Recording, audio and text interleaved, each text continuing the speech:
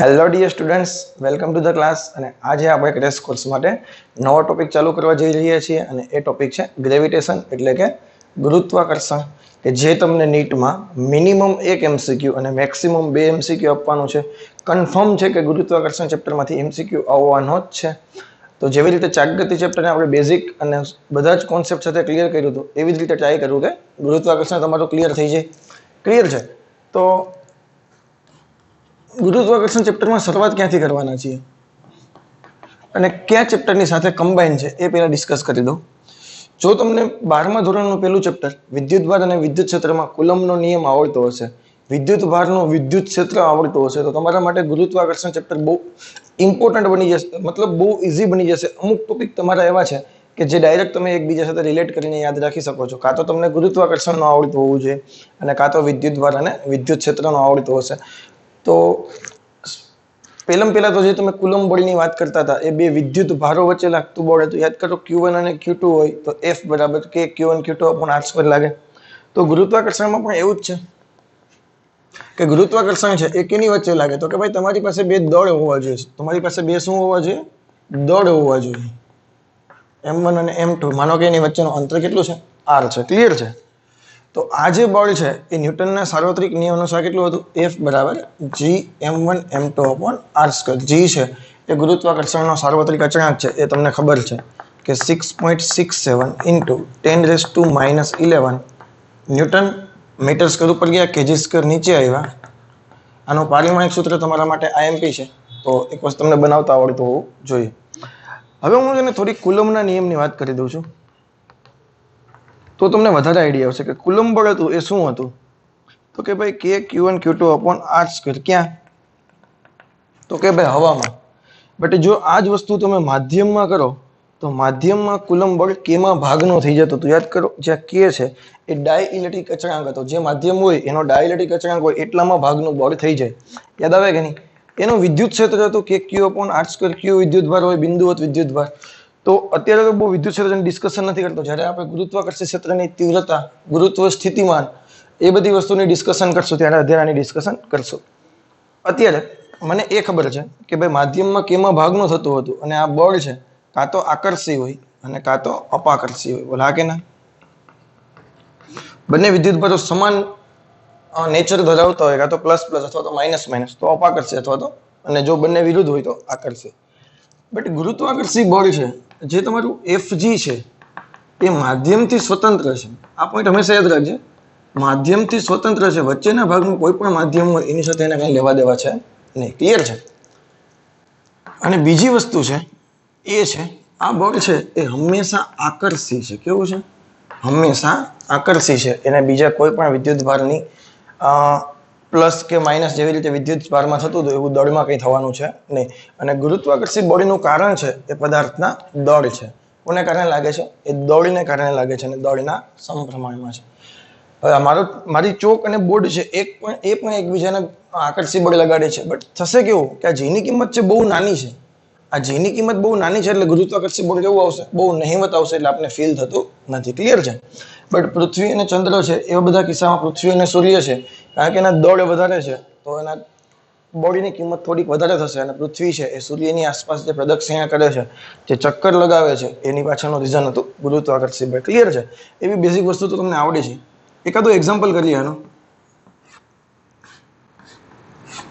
માનો કે એક ચોરસના ખૂણે તમને વિદ્યુતભાર તરત યાદ આવશે, એટલે હું વધારે બહુ નહીં કરાવું, સિમ્પલ કરાવીશ. 4 દળ છે જે એક ચોરસના શિરોબિંદુ પર લગાવેલા છે. એના સેન્ટર પર કોઈ એક દળ M છે, એના પર લાગતો આપણે બળ જોઈએ છે. ક્લિયર છે? આ ચોરસ છે એનો લંબાઈ છે એ A છે. હવે 4 દળને કારણે સેન્ટર પર રહેલા સ્મોલ m દળ પર લાગતું બળ મારે જોઈએ છે. તો પહેલા તો મને ખબર હોવી જોઈએ. બહુ કમ્પેરિઝન કરીને ફટાફટ કરી નાખશું કે દળ સમાન છે, આ બધા માટે અંતર તો સમાન છે કે નહીં? હવે જો એકની વાત કરું ખાલી M અને M ની, તો એ બળ કેટલું થશે? તો કે ભાઈ Gm². અને આ ડિસ્ટન્સ કેટલું લઈ લે ભાઈ? તો કે x લઈ લે, કારણ કે બધા માટે કેવું છે? સેમ છે. ક્લિયર છે? હવે આની અને જ્યારે હું આની વાત કરીશ ત્યારે એ બળ કેટલું થઈ જશે? આ તો આકર્ષી હોય ને, એટલે પોતાના તરફ ખેંચશે કે નહીં? આ ડિસ્ટન્સ બધામાં x છે, ધ્યાન રાખજો. આ M છે, આના તરફ આકર્ષશે, બટ એકમાં 2 છે એટલે અહીંયા શું થઈ જશે આના કરતા ડબલ એટલે 2f થશે કે નહીં તો આમાં કેટલા થશે 3f આમાં કેટલા થશે 4f બોલ પેજામાં જાય કે નહીં તો આજે વચ્ચેનું બિંદુ હતું એના પર બળ કેવી રીતે લાગે છે તો કે ભાઈ એક નીચે 4f લાગે છે ઉપર 2f લાગે છે તો અલ્ટિમેટલી આ બાજુ કેટલા આવશે તો કે 2f નીચે 3f લાગે છે ઉપર f લાગે છે અલ્ટિમેટલી આ બાજુ કેટલા આવશે સોરી 2f અને ચોરસના વિકર્ણો છે એકબીજાને 90 ડિગ્રી એ એકબીજાને ક્રોસ કરે એટલે એંગલ કેટલાનો આવશે 90 બે સરખા વચ્ચેથી ભાગ થાય કે નહીં હવે આનો પરિણામી સદિશ જોતો હોય તમારે તો શું કરવાનું છે પહેલાનો વર્ગ વત્તા બીજાનો વર્ગ વત્તા પહેલું બીજું અને અહીંયા આવશે cos 90 બસ cos 90 0 એટલે આટલું સ્ટેપ 0 થઈ ગયું આ 2f નો વર્ગ કરો એટલે 4f² ને 4f² કેટલા થશે 8f² તો આ કેટલા થઈ ગયા 2√2f અને 2√2f કેટલા છે તો કે ભાઈ gm² upon x². હવે આખો વિકર્ણ છે ને √2a હોય આ a છે તો આટલો √2a હોય તો અડધો ભાગ કેટલો થાય આટલો ભાગ ખાલી તો કે √2 એના અડધા કેટલા થશે a/√2 આનો સ્ક્વેર કરો અને આને સોલ્વ કરો એટલે છેદનો છેદ 2 વહી જશે ઉપર 4√2 gm² upon s². ક્લિયર છે આવડી જાય તો બસ આમાં એટલું બધું બીજું કઈ બહુ કઈ ડિફિકલ્ટ હોતું નથી ઓકે તો બહુ સિમ્પલ વસ્તુ છે એવું હોય તો જે કદ એક્ઝામ્પલ કરીએ એટલે થોડાક વધારે આઈડિયા આવે બસ વધારે બહુ નહીં કરીએ બેઝિક જોઈ લઈએ માનો કે મારી પાસે 3 સ્ફિયર છે 3 સમાન ગોળાઓ છે કે જે એકબીજાને સ્પર્શેલા છે આવી રીતે 3 સમાન છે સમાનનો મતલબ શું થશે દળ m અને ત્રિજ્યા r એવા 3 ગોળાઓ છે એકબીજાને સ્પર્શેલા છે તો તમને ખબર છે કોઈ પણ પદાર્થનું દળ છે એના દ્રવ્યમાન કેન્દ્ર પર કેન્દ્રિત હોય કે નહીં તો એવી રીતે જોડાશે જેથી કરીને વચ્ચેના ભાગમાં ટ્રાયેંગલ બને એ ટ્રાયેંગલ કેવો બનશે સમબાજુ ટ્રાયેંગલ બનશે કે નહીં ક્લિયર છે હવે આ ગોળાનું દળ છે m આ ગોળાનું દળ છે m આ ગોળાનું દળ છે m ત્રિકોણની લંબાઈ કેટલી થશે તો કે ભાઈ આ ત્રિજ્યા r અને આ ત્રિજ્યા r તો ત્રિકોણની લંબાઈ કેટલી થશે બધી બાજુ 2r 2r 2r મારો ક્વેશ્ચન એવો છે કે કોઈ એક ગોળા પર બાકીના બંને ગોળાને કારણે લાગતું બળ શોધવાનું છે કોઈ એક ગોળા પર ફોર એક્ઝામ્પલ ઉપરનો જે ગોળો છે આ પોઈન્ટ a વાળો એના પર બાકીના બંનેને કારણે લાગતું બળ જોઈએ છે મારે તો આ બળ છે આ વિદ્યુતભાર સોરી આ દળ છે એને પોતાના તરફ ખેંચશે કે નહીં કેટલાના બળથી ખેંચશે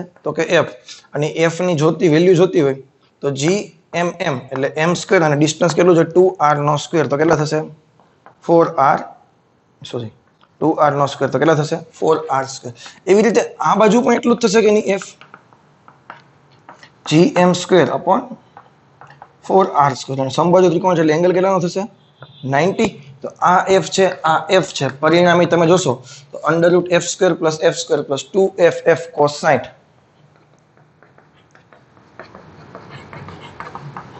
cos 60 1/2 એટલે આવડી ગયા f² 3f² નું વર્ગમૂળ 3f એટલે કે √3 gm² upon 4r² આ તમારો આવી ગયા આન્સર ક્લિયર છે તો બસ ગુરુત્વાકર્ષણ બળમાં એટલું બધું કઈ છે નહીં જો તમને વિદ્યુતભાર વાળું કુલમ બળ આવડતું હોય તો બહુ ઈઝી છે કમ્પેરિઝન કરીને હવે જે આપણો મેઇન ટોપિક છે ગુરુત્વાકર્ષણમાં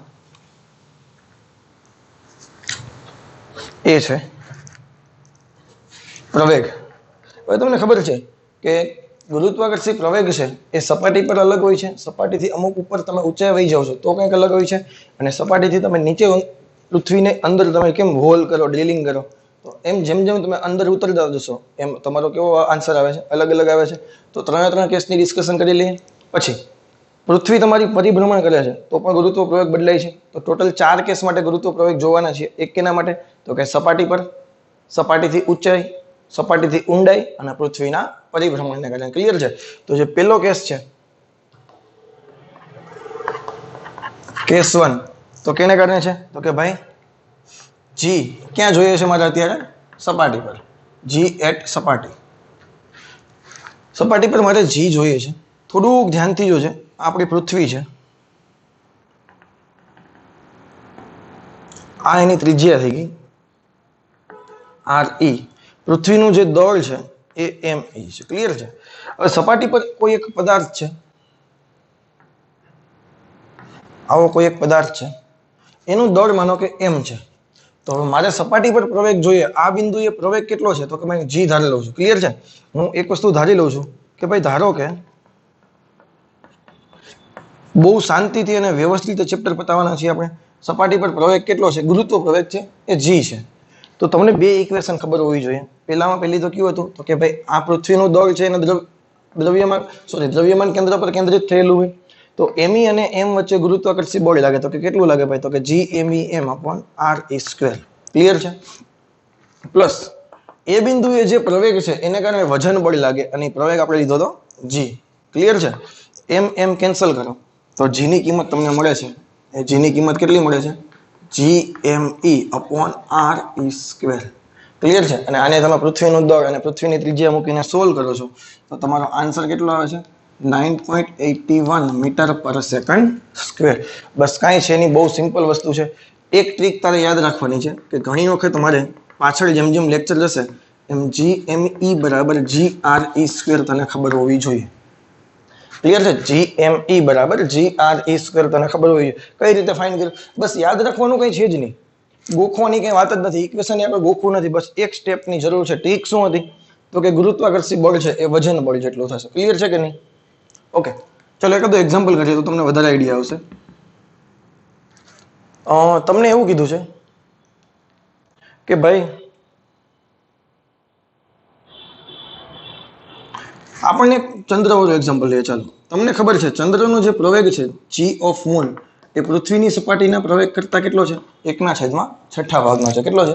1/6 ભાગ. તમને એમ કીધું છે કે ભાઈ પૃથ્વીની જે ઘનતા છે એ ચંદ્રની ઘનતા કરતા 5/3 ગણી છે. કેટલી છે?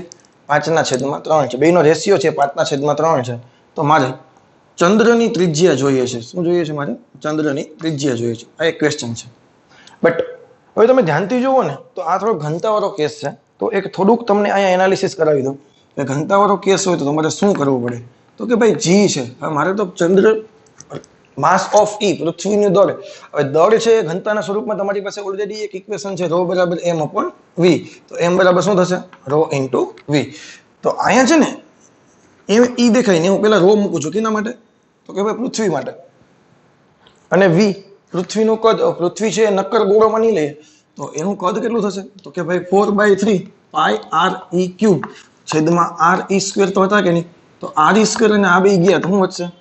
4/3 પાઈ ρe g re. ભેજામાં જાય છે. ઘનતાવાળું સમીકરણ યાદ રાખવાની જરૂર નથી. હું ફરીથી પાછું જરૂર પડશે અહીંયા, કારણ કે ઘનતાવાળો કેસ છે એટલે તને ડાયરેક્ટ ઇક્વેશન યાદ આવવું જોઈએ. ક્લિયર છે કે નહીં મારી વાત?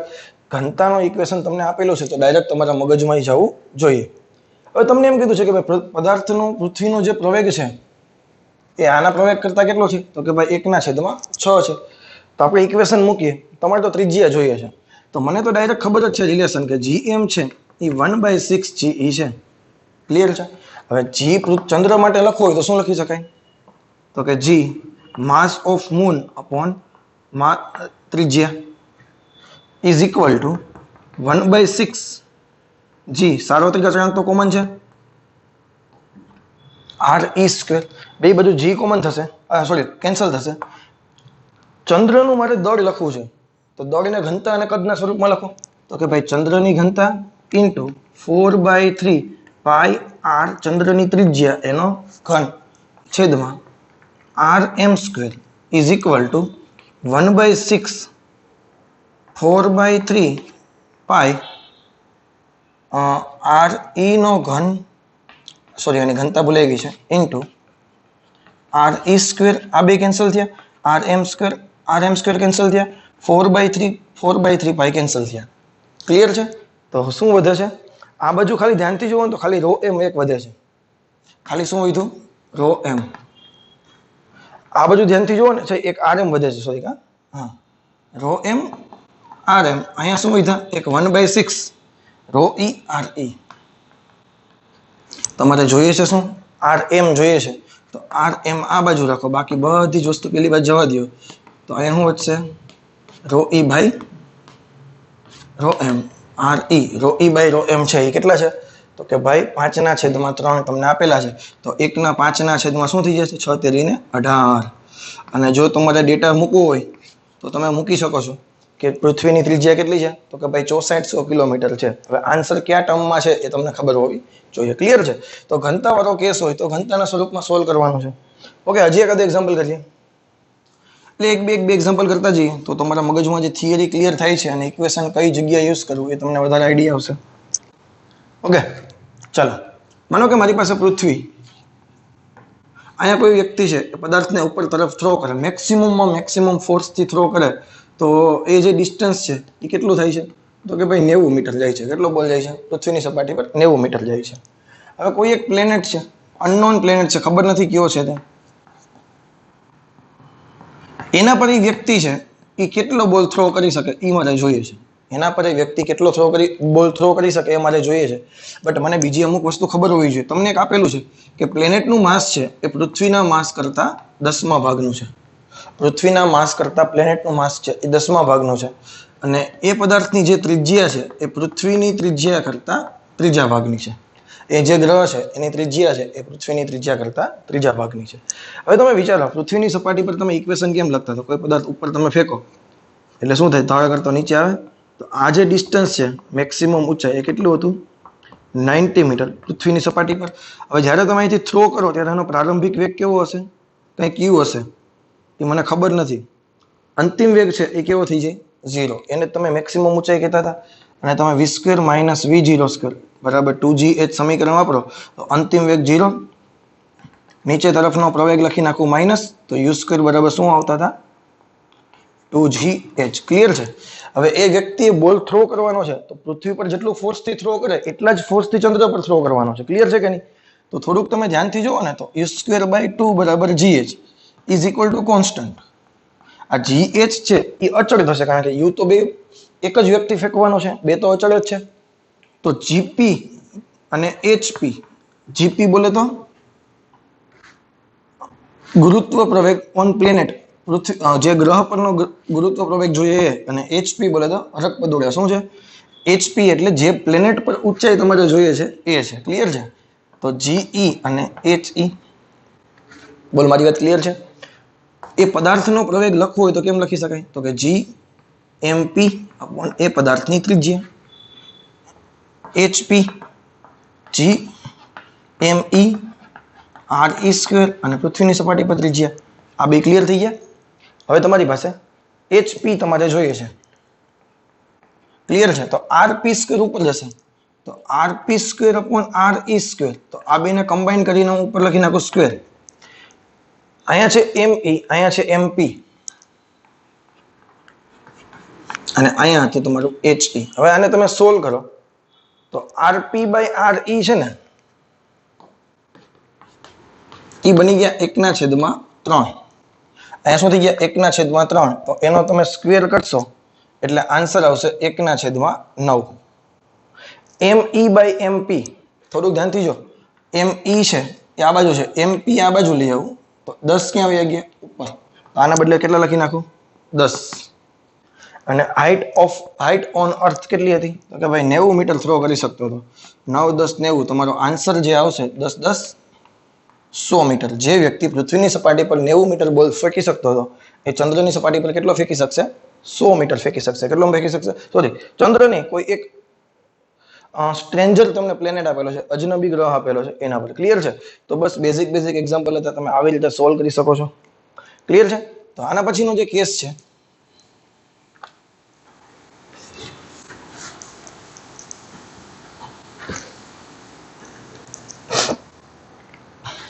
હવે તમારે g જોઈએ છે એટ h હાઈટ. તમારે g જોઈએ છે at h height from surface. પૃથ્વીની સપાટીથી h ઊંચાઈ. હવે હું આકૃતિ દોરું છું, વ્યવસ્થિત ધ્યાન રાખજે. આ પૃથ્વી,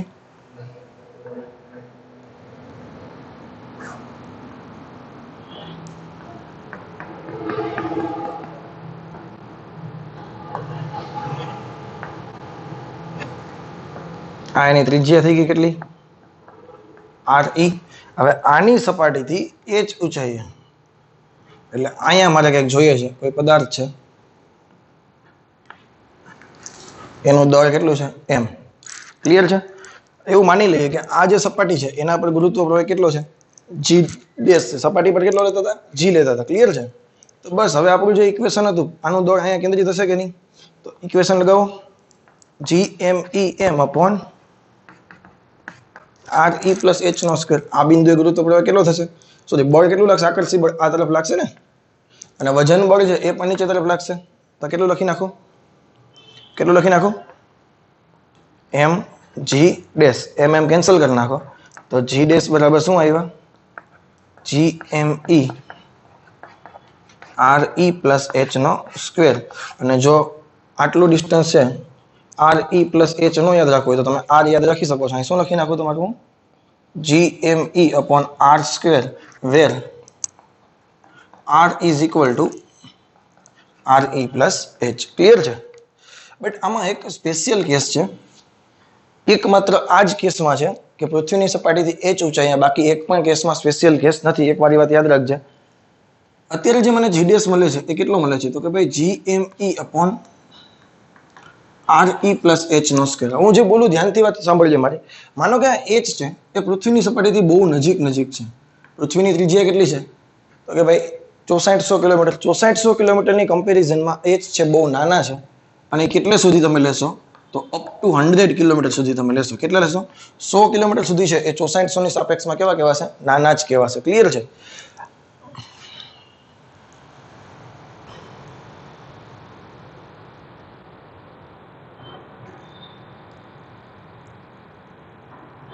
ઓકે, આ જે 6400 કિલોમીટરની સાપેક્ષમાં તમે જો આને તમે ઇક્વેશન બનાવો તો ઇક્વેશન થશે re સ્ક્વેર છે એને હું અહીંથી કોમન કાઢી લઉં છું. શું કરું છું? re સ્ક્વેર ને અહીંથી હું કોમન કાઢી લઉં છું અને અહીંયા આવશે 1 plus h upon re. શું થઈ ગયું? અહીંયા થઈ ગયું 1 plus h upon re એનો સ્ક્વેર થઈ ગયો. ક્લિયર છે? આ પેજામાં જઈ કે મેં શું કર્યું કે h લેસ ધેન re હોય 100 કિલોમીટર સુધી તો અમે અહીંથી શું કરી નાખ્યા? re સ્ક્વેર કોમન કાઢી લીધા.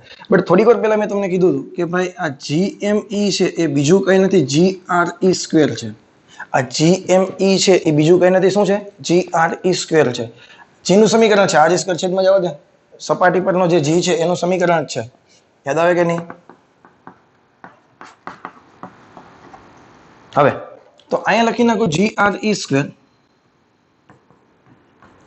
અહીંયા થઈ ગયા re સ્ક્વેર અને આ છેદનો છેદ ઉપર વયો ગયો તો શું થઈ ગયું? ઘાત કેવી થઈ ગઈ? માઇનસ થઈ ગઈ કે નહીં? ક્લિયર છે? re સ્ક્વેર કોમન કરી નાખો તો g ડેશ બરાબર શું આવશે? g. અને બાયોનોમિયલ થિયરમ તમે લગાવો તો આ ઘાત ક્યાં બેસી જાય? અને ખોળામાં બેસી જાય કે નહીં? અહીં શું થઈ જશે? 1 minus 2h upon re. આ તમે હોશિયાર છો. આ સ્પેશિયલ કેસ છે, ત્યારે જ યુઝ કરવાનો છે. ત્યારે જ યુઝ કરવાનો છે કે જ્યારે પૃથ્વીની સપાટીથી ઊંચાઈ 100 કિલોમીટર કરતા ઓછી હોય. અને આ 4 કેસમાંથી એકમાત્ર કેસ એવો છે કે જેમાં સ્પેશિયલ કેસ છે. કયો? h less than re. બાકી એક પણ એક્ઝામ્પલમાં છે નહીં. ક્લિયર છે? તો એકાદવાનું એક્ઝામ્પલ કરીએ, કારણ કે આ તો બધી વસ્તુ તમારા માટે બહુ કોમન છે. તમને ઇક્વેશન આવડતું હશે તો ફટાફટ આન્સર આવવાના છે. બટ કઈ જગ્યાએ કયું ઇક્વેશન યુઝ કરવું, તો કેટલી સેકન્ડમાં આન્સર આવે એ તમારી કેલ્ક્યુલેશન પર ડિપેન્ડ છે. તો થોડીક પ્રેક્ટિસ કરવી કે ભાઈ પૃથ્વીની સપાટીથી બીજા કોઈ ડિસ્ટન્સ re માટે તમારે ગુરુત્વ પ્રવેગ જોઈએ. પૃથ્વીની સપાટીથી કેટલી ઊંચાઈ માટે? re ઊંચાઈ માટે તમારે ગુરુત્વ પ્રવેગ ફાઇન્ડ કરવાનો છે. હવે કયું ઇક્વેશન યુઝ કરું? આ ઇક્વેશન યુઝ કરું? નહીં થાય. શા માટે? કારણ કે h છે એ re જેટલા જ છે. તો જેટલી ત્રિજ્યા એટલે જ ઉપર. તો તમે ડાયરેક્ટ આ ઇક્વેશન યુઝ કરી શકશો એ તમારે શું કરવું પડશે? આ ઇક્વેશન યુઝ કરવું પડશે. ક્લિયર છે? તો અહીં શું લખી નાખો? તો કે ભાઈ g ડેશ છે એ શું થશે? gme. અહીં શું આવશે? re plus h નો સ્ક્વેર. અને h દેખાય શું કરી દઉં? ત્યાં પણ re લખી દઉં. કેટલા થયા? 2re square. તો કે gme upon 2re. 2 નો વર્ગ 4 થઈ ગયા ને? તો કે ભાઈ 4re સ્ક્વેર. અને gme upon r સ્ક્વેર છે એ બીજું કંઈ નથી. શું છે? g છે. તો તે સપાટી પર પ્રવેગ છે એ પૃથ્વીની સપાટીના પ્રવેગ કરતા ચોથા ભાગનો થઈ જશે. ક્લિયર છે? તો બસ બેઝિક કોન્સેપ્ટ હતા એ તને ખબર હોવી જોઈએ. ક્લિયર છે? એ આમાં તમે હજી એક વસ્તુ એડ કરી શકો છો તમારા MCQ ના લેવલ માટે. તમને એક વસ્તુ ખબર પડી ગઈ કે ભાઈ ઇક્વેશન મેં ચેકી નાખ્યું છે, ફરીથી લખી દઉં છું કે આપણો જે સ્પેશિયલ કેસ છે એ શું હતો? જી ડેશ બરાબર g 1 minus 2h upon R E. Clear છે? હવે તમને એમ કે અંતર સાથે નિરપેક્ષ ઘટાડો કેટલો થયો? સપાટી અને નિરપેક્ષ ઘટાડોનો ખબર પડે કે નહીં? આપણે બીજા ચેપ્ટરમાં ત્રુટિ ન હતી, નિરપેક્ષ, સાપેક્ષ ને પ્રતિશત, એના જેવા ઇક્વેશન બનાવું છું. તો ઘટાડો કેટલો થયો? ઇંગ્લિશમાં કેવું હોય તો એબ્સોલ્યુટ ડિક્રીઝ. હવે તમે ઇમેજિન કરો, ડેલ્ટા જી કહેતા હતા કે નહીં? તમે ધ્યાન રાખો, સપાટી પરથી તમે અહીંયા જુઓ તો જી આર ઈ સ્ક્વેર છે અને આર ઈ પ્લસ એચ નો સ્ક્વેર છે. તો અહીંયા અંતર વધારે છે, છેદમાં અંતર વધારે છે, તો જી ડેશ ઓછો આવશે. તો અહીંયા મેક્સિમમ આવશે કે નહીં? તો હું મોટામાંથી નાનું બાદ કરું છું. ક્લિયર છે? અહીં થોડુંક તમે ધ્યાનથી જુઓ તો જી ના જી છે, અહીં બ્રેકેટ ઓપન કરીને પછી લખું છું g minus 2hg upon R E. Clear છે? બ્રેકેટ ઓપન કરીશ તો કે g minus g minus minus plus 2hg upon R E. તો ડેલ્ટા જી કેટલા આવશે? ધ્યાનથી જોજે, 2hg અપોન આર ઈ. યાદ ન રાખતો ચાલશે, બસ તને એક વખત મગજમાં ખબર હોવી જોઈએ કેવી રીતે બનાવવાનું છે તે. નિરપેક્ષ ઘટાડો, પછી તને એમ કે સાપેક્ષ ઘટાડો, કે ભાઈ તને ક્વેશ્ચન એવો પૂછે કે પૃથ્વીની સપાટીથી ભાઈ h બરાબર આર ઈ અંતર માટે ગુરુત્વ પ્રવેગમાં થતો સાપેક્ષ ઘટાડો, આવો ક્વેશ્ચન તને બનાવીને પૂછે તો મૂંઝાવાનું છે નહીં. સાપેક્ષને આપણે શું કહેતા હતા? Fractional decrease. તો એમાં તો ડેલ્ટા જી બાય જી હોય કે નહીં? તો આ જી ને છેદમાં લઈ આવું તો વચ્ચે શું અહીંયા? 2h upon R E. અને છેલ્લું તમને બધાને ખબર છે પ્રતિશત ઘટાડો, બોલે તો પર્સન્ટેજ.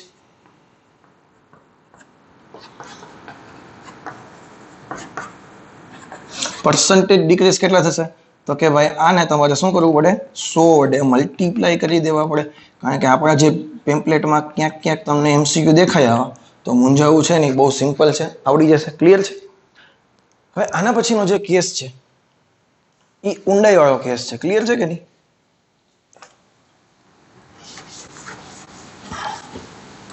હવે જે આપણો કેસ છે એ h હાઈટ નથી, h શું છે? ડેપ્થ છે. ડેપ્થ એટલે ઊંડાઈ. પૃથ્વીની જે ત્રિજ્યા છે, હવે એનાથી તમારે આ તમારા માટે શું થઈ ગયું? આ ડિસ્ટન્સ કેટલો થઈ ગયો? r. આ થઈ ગઈ આપણી સરફેસ થઈ ગઈ કે નહીં?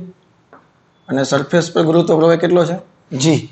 હવે સરફેસ થી તારે નીચે ઉતરવાનું છે. કેટલું નીચે ઉતરવાનું છે? d જેટલા ડિસ્ટન્સ. ધ્યાન રાખજો, હું જે સેન્ટર થી નથી માપતો, હું ક્યાંથી માપું છું? સરફેસ થી માપું છું. તો આ બિંદુએ તારે ગુરુત્વ પ્રવેગ જોઈએ છે. માની લે કેટલો છે? જી ડેશ છે. અહીંયા કોઈ બોલ દળ પદાર્થ મૂકીને તમે આપણી જે મેથડ હતી એ તમે યુઝ કરી શકો છો. બટ એનું જે ઇક્વેશન છે હું ડાયરેક્ટ લખું છું, કારણ કે સાબિત કરવાનો કોઈ ફાયદો નથી. 1 minus d upon R E. આ કેના માટે છે? ઊંડાઈ માટે છે. અને હું તને કમ્પેરિઝન કરાવી દઉં. ઊંચાઈ માટે જે ઇક્વેશન છે એ અહીંયા શું છે? 1 minus 2h upon R E. બેમાં ફરક શું છે? આ ડિસ્ટન્સ ડી છે એ પણ સપાટીથી ઊંડાઈ છે અને આ સપાટીથી ઊંચાઈ છે. બટ આ છે ને એ સ્પેશિયલ કેસ છે. આ કયો કેસ છે? સ્પેશિયલ કેસ છે. અને આ ક્યારે વાપરવાનો છે? તો કે ભાઈ h less than r up to 100 kilometre. But આ ઇક્વેશન છે કોઈ પણ ડેપ્થ માટે સાચું છે, એની ડેપ્થ. એટલે મેં તમને પહેલા જ કીધું હતું 4 કેસમાંથી એક જ ઇક્વેશન એવો, એક જ કેસ એવો છે ઊંચાઈ વાળો કે જેમાં સ્પેશિયલ કેસ છે, બાકી એક પણ કેસમાં છે નહીં. સોરી. ઓકે, તો હવે આનો જે કદો એક્ઝામ્પલ છે એ જોઈ લઈએ. પહેલા આપણે એવું કીધું છે કે ભાઈ પૃથ્વીની સપાટી પર તો પ્રવેગ આપને ખબર છે કેટલો છે? સપાટી પર પ્રવેગ કેટલો છે? તો કે ભાઈ g છે. તમને g/4 પ્રવેગ માટે ઊંડાઈ ગણવાની કીધી છે. કેટલી ઊંડાઈએ તમને g/4 પ્રવેગ મળે? એટલે મેં બીજું કઈ નથી કરતો, આગળના ઓપ્શન આન્સરમાં જે આન્સર આવ્યો હતો ને આગળના ક્વેશ્ચનમાં, મેં એનું થોડું ઉલટું કરી નાખ્યું છે. આ ડી મારો કે સપાટીથી આટલી ઊંચાઈ મને કેટલા મળે છે? તો કે g/4 મળે છે. કઈ છે એની ઇક્વેશનમાં ખાલી વેલ્યુ મૂકવાની છે 1 minus d upon R e. G dash છે કેટલા કરી નાખું? g/4. આ g ના g 1 minus D by R e. g cancel થશે તો શું વધશે? ડી બાય આર ઈ ને આ બાજુ લઈ આવો તો 1 માઇનસ 1/4, બોલે તો 3/4. તો ડી બરાબર શું થશે? 3/4 આર ઈ. ક્યાંથી? સપાટીથી હો. ક્યાંથી? સપાટીથી. સેન્ટરથી પૂછે, સેન્ટરથી અહીંથી આ ડિસ્ટન્સ પૂછે તો તારે શું કરવું પડે? આને આર ઈ માઇનસ ડી કરવું પડે, કારણ કે આખું શું હતું? આર ઈ, એમાંથી ડી બાદ કરવું પડે. ક્લિયર છે કે નહીં? તો તને એ પણ ખબર હોવી જોઈએ ક્યાંથી કઈ વસ્તુ એડ કરવાની છે. ઓકે, આવા કિસ્સામાં પણ તમે સાપેક્ષ, નિરપેક્ષ અને પ્રતિશત શોધી શકો છો. તો નિરપેક્ષ ઘટાડો કેટલો થશે? ફટાફટ બોલી જાઓ. ચાલો, delta g is equal to, તો કે ભાઈ જી માઇનસ જી ડેશ. જી કેટલા હતા? તો કે સપાટી પર કેટલા હોય? તો કે જી હોય. અહીંયા કેટલા હતા? તો કે જી માઇનસ, સોરી, અહીંયા કેટલા હતા? તો કે જી કાઉન્સમાં 1 minus D by R. Bracket open કરો. તો કે G minus G plus GD by R E. આ કેન્સલ થઈ ગયા તો શું આવ્યા? GD by R E. એક વખત ફટાફટ નજર નાખો. આના હતા જી, અહીંયા હતા 1 minus d r. Bracket open કરીને પછી એડ કરી દીધા. જી કેન્સલ થઈ ગયા. તમને એમ કે સાપેક્ષ કીધું હોય તો શું થઈ જાય? કાંઈ મૂંઝાવાનું છે નહીં. શું થઈ ગયા? D by R. ક્લિયર છે? અને પ્રતિશત કીધા હોય તો શું થઈ ગયા? આ ડી બાય આર છે કેટલા વડે મલ્ટીપ્લાય કરી નાખશું? 100 વડે. ભેજામાં જાય કે નહીં?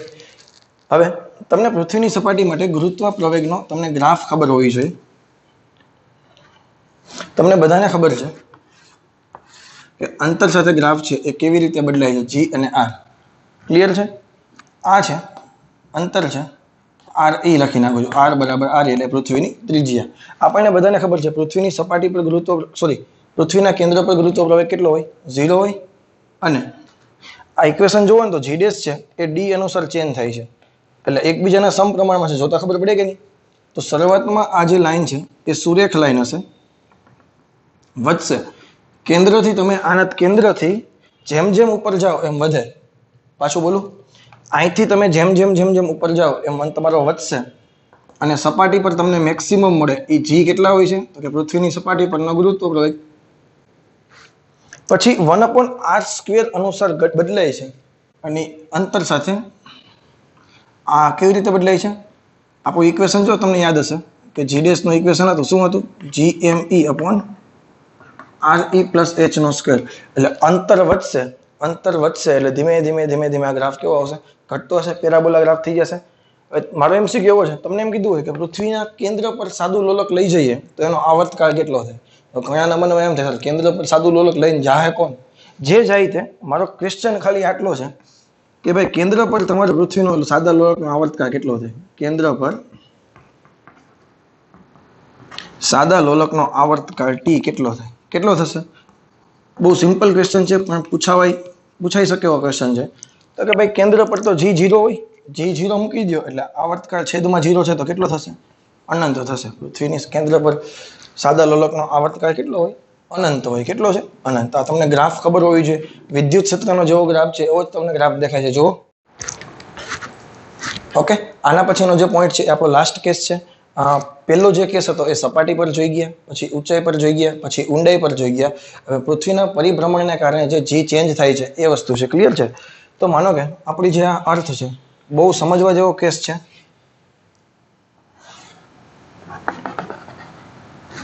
એના સેન્ટરને અનુલક્ષીને ફરે છે. એનો કોણીય વેગ કેટલો છે? ઓમેગા. ઓમેગા જેટલા કોણીય વેગને કારણે ફરે છે. તો તમને બધાને ખબર છે આ જે લાઈન છે એને કહેવાય એનું બે સરખા ભાગ કરે એટલે એને શું કહેતા હતા? વિષુવરેખા અથવા તો વિષુવવૃત્ત વાળું જે પ્લેન છે એ કહેતા હતા. અને આ જે પોઈન્ટ છે એ પોઈન્ટ છે તમારો ધ્રુવ એટલે કે પોલ. યાદ છે કે નહીં?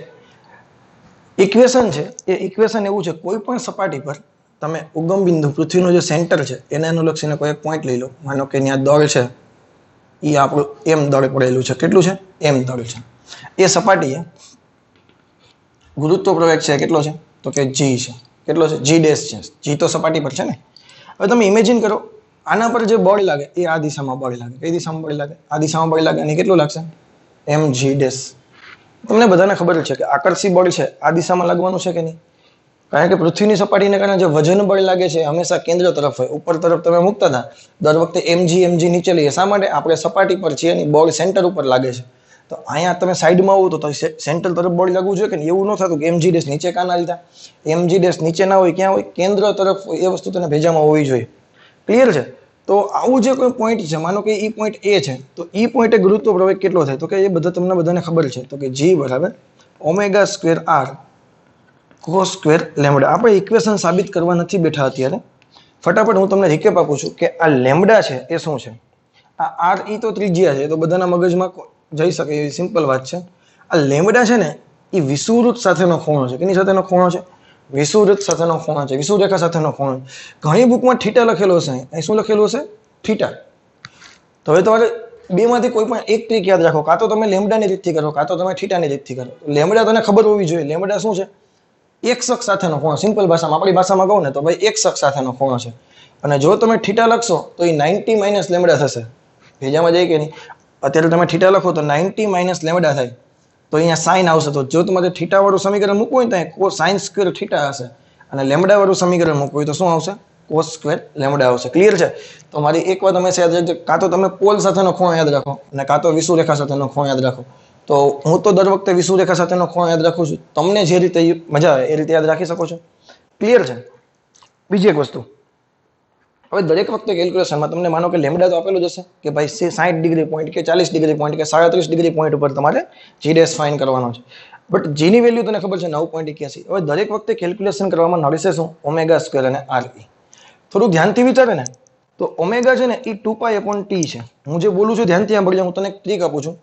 ઓમેગા છે એ 2π/t છે, કારણ કે કોણીય વેગ છે. તો પૃથ્વીનો આવર્તકાળ કેટલો છે? તો કે ભાઈ 24 કલાક છે. હવે 2π/24 કલાક, કલાકમાંથી મિનિટ, મિનિટમાંથી સેકન્ડ, પછી એનો સ્ક્વેર. જે આન્સર આવે એને તમે 6400 કિલોમીટર સાથે મલ્ટીપ્લાય કરવાનું. તો દરેક વખતે કંઈ આટલું કરવું આપણી પાસે ટાઈમ છે નહીં. તો એક વસ્તુ હંમેશા માટે યાદ રાખી લેજો કે ઓમેગા સ્ક્વેર આર ઈ છે એ બીજું કાંઈ નથી, 0.034 metre per second square. Metre per second square ક્યાંથી લઈ આવ્યો? તો કે રેડિયન પર સેકન્ડ એનો સ્ક્વેર, એટલે રેડિયન સ્ક્વેર પર સેકન્ડ સ્ક્વેર, અને આના મીટર. રેડિયનને તો લખતા નથી, તો શું આવશે? મીટર સ્ક્વેર પર મીટર પર સેકન્ડ સ્ક્વેર. તો તને દરેક વખતે ખબર હોવી જોઈએ કે ઓમેગા સ્ક્વેર આર ઈ છે એ બીજું કાંઈ નથી. એ શું છે? રેડિયન પર metre, sorry 0.034 metre per second square. Clear છે મારી વાત? ઓકે. હવે જે આના કેસ છે એ જોઈ લઈએ ફટાફટ. બધી વસ્તુ લેમ્બડા ઉપર ડિપેન્ડ છે. બે સ્પેશિયલ કેસ. એ તો એક શખ્સ સાથે માનો કે લેમ્બડા બરાબર 0 લઈ લે, આને સુવડાવી દે, એટલે એ પોઈન્ટ વિષુવરેખા પર આવી ગયો. તો આ જે પોઈન્ટ છે ક્યાં આવશે? તો કે વિષુવરેખા પર આવશે. અને જો તમે લેમ્બડા 90 લખી નાખો તો આ જે પોઈન્ટ આવશે એ ક્યાં આવશે? બોલ પર આવશે, એટલે કે ધ્રુવ પર આવશે. ક્લિયર છે? હવે લેમ્બડા બરાબર 0 લખી નાખો તો cos 0 1, એટલે અહીંયા શું વધ્યું? ખાલી g ડેશ બરાબર g minus omega square r ઈ. ક્લિયર છે? આને તમે સોલ્વ કરો તો આનો આન્સર તો ખબર છે 9.81. આ કેટલા છે? 0.034 અથવા તો 0.03 યાદ રાખો તો પણ ચાલશે. તો એપ્રોક્સિમેટ કેટલો આન્સર આવે છે? 9.78 આસપાસ આવશે, કારણ કે 4 ને થોડીક વાર ભૂલી જઈએ તો 3 માં, એટલે 9.78 મીટર પર સેકન્ડ સ્ક્વેર. વાત ભેજામાં જાય છે? અને લેમ્બડા બરાબર 90 લખી નાખશો તો cos 90 0, એટલે આખું સ્ટેપ 0 થઈ ગયું. તો આ જી ડેશ બરાબર જી, એટલે કે જી ડેશ છે એ પોલ છે. એ જી પોલ તમારે જોતું હોય તો એ સપાટી પર જેટલો જ, એટલે કે જી જેટલો જ મળે. ક્લિયર છે? તો મારો એમસીક્યુ એવો છે, હવે તમને એમ પૂછ્યું છે કે જી પોલ માઇનસ જી વિષુવવૃત્ત ઇક્વિટોરિયલ કેટલો આન્સર આવે? ચાલો શું વિચારશો કે જી પોલ માઇનસ જી ઇક્વિટોરિયલ. અહીંયા અને અહીંયા બંને વચ્ચેનો તમારે ગુરુત્વ પ્રવેગનો બાદબાકી જોઈએ છે.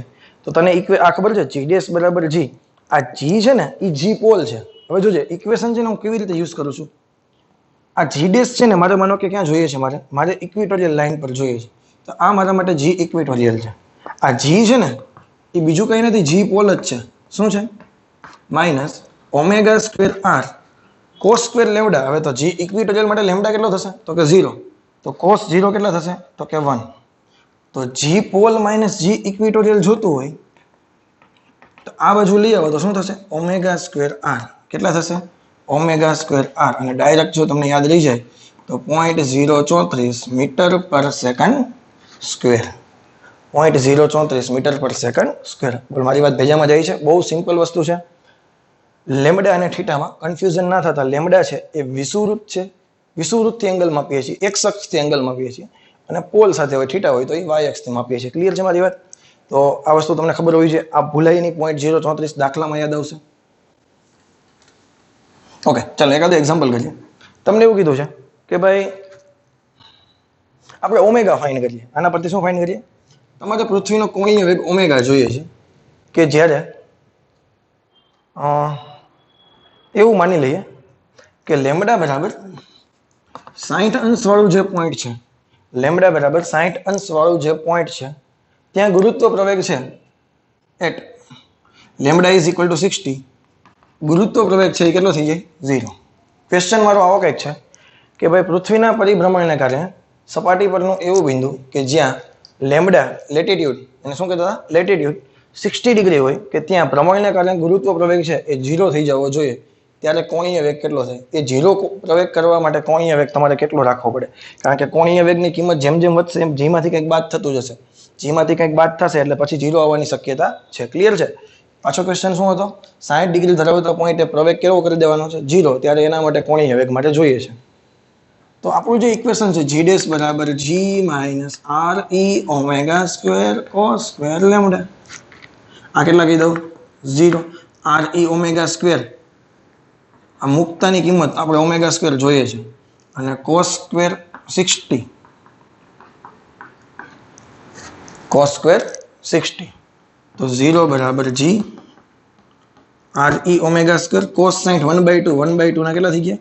1/4. આ બાજુ લઈ આવશો તો r e omega square by 4 is equal to g.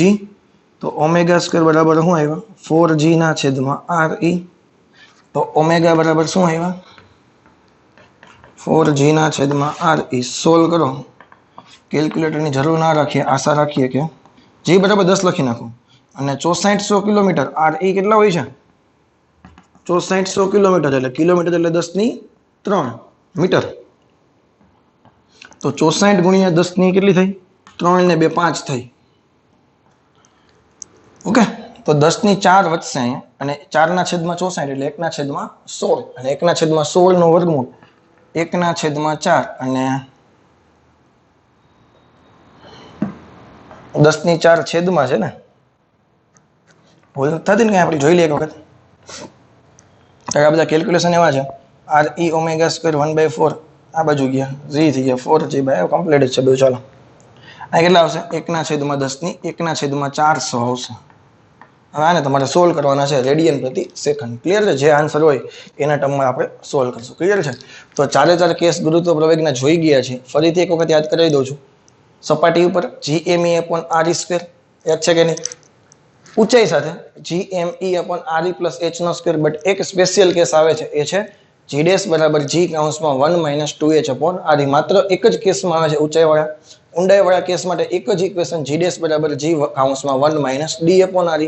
અને ફરતું હોય તો g ડેશ બરાબર g minus r e omega square cos square lambda. Lambda છે એ x અક્ષ સાથે છે, ઓમેગા છે એક ભ્રમણનો વેગ છે, r e 6400 ગુણ્યા 10⁻³. બટ દરેક વખતે પ્રોબ્લેમ ન આવે તેના માટે કેટલા લખી નાખી છે? 0.034 metre per second square. Clear છે કે નહીં મારી વાત? તો હવે જે ટોપિક છે એ છે કક્ષીય વેગ.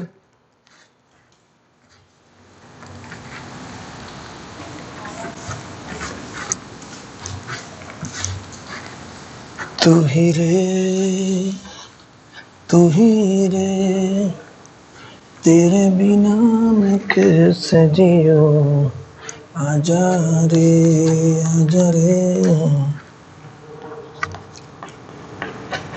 ઉગ્ર. કક્ષીય વેગ. કક્ષીય વેગ કોને કહેવાય? કે જ્યારે તે ઉગ્ર છે, કક્ષામાં ફરતો હશે ત્યારે એની પાસે જે પરિભ્રમણનો જે વેગ છે એ વેગ આપણે વાત કરવાના છે. તો બહુ સિમ્પલ વસ્તુ છે. દરેક વખતે આપણો એક જ કોન્સેપ્ટ હોય છે. આ આપણી પૃથ્વી હોય છે, દરેક વખતે અલગ અલગ કલરની, અલગ અલગ સાઇઝની. સોરી, અહીંયા લખીએ તો વધારે આઈડિયા આવશે. એની આજુબાજુ કોઈ એક કક્ષામાં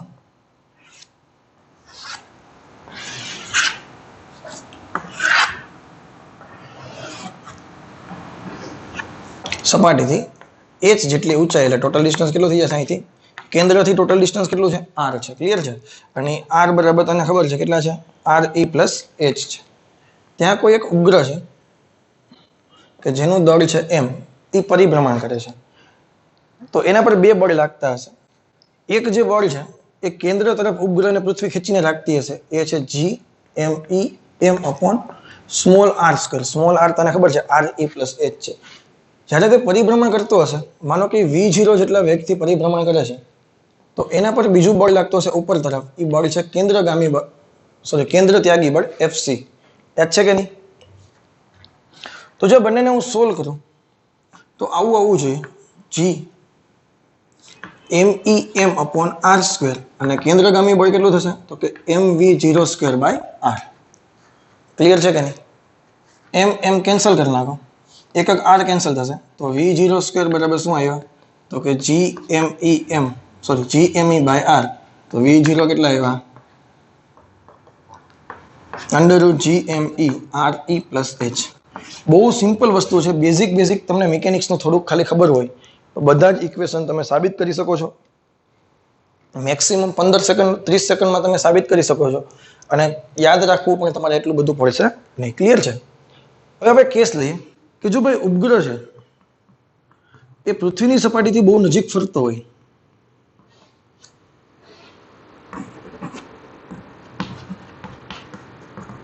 યાદ કરો h છે લેસ ધેન RE. પાછું આવ્યું છે ફરી વખત ગુરુત્વ પ્રવેગમાં એવું એવી રીતે અહીંયા h ને હું અવગણી દઉં તો v0 કેટલા થશે? તો કે ભાઈ √GME/RE. બોલ, મારી વાત ક્લિયર છે કે નહીં? હવે હું કેલ્ક્યુલેશન માટેની એક ટિપ્સ આપું છું કે જે તમારે કેલ્ક્યુલેશનની ધજીયા ઉડાડી દેવાની છે. ધડ કરતા કેલ્ક્યુલેશન થઈ જવાના છે. જસ્ટ મારી સાથે થોડીક વાર માટે કોન્ટેક્ટ મારી જાય. ફટાફટ ધ્યાન રાખજો. અહીંયા આ GME છે એને બદલે હું GRE² લખી નાખું. કે વાંધો GME દેખાઈને મેં શું લખીને GRE². RE કેન્સલ થયા તો v0 બરાબર શું આવ્યા? √GRE. આની કિંમત હું ફટાફટ ફાઇન્ડ કરી લઉં છું. G દેખાય ત્યાં 10 મૂકું, RE દેખાય ને 64 × 10⁻3. 64 કિલોમીટર હોય ને, તો 64 × 10 કેટલા મૂકું છું? 64 100 કિલોમીટર. સોરી, હા 64 × 10⁻3. તો 64 નો વર્ગમૂળ 8. 1 2 3 3 ને 3 6. 6 નું વર્ગમૂળ 3.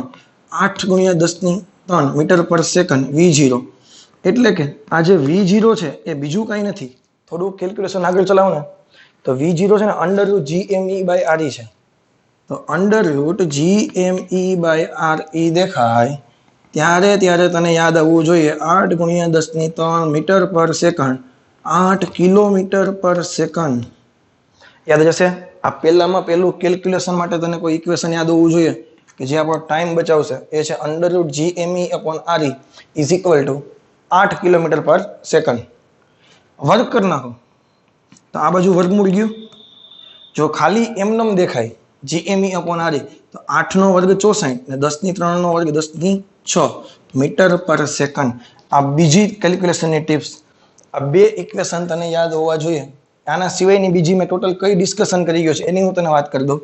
તો એક તો આ જ GME દેખાય ત્યાં GRE² તને ખબર હોવી જોઈએ. અને ω²R છે એ 0.034 મીટર/સેકન્ડ².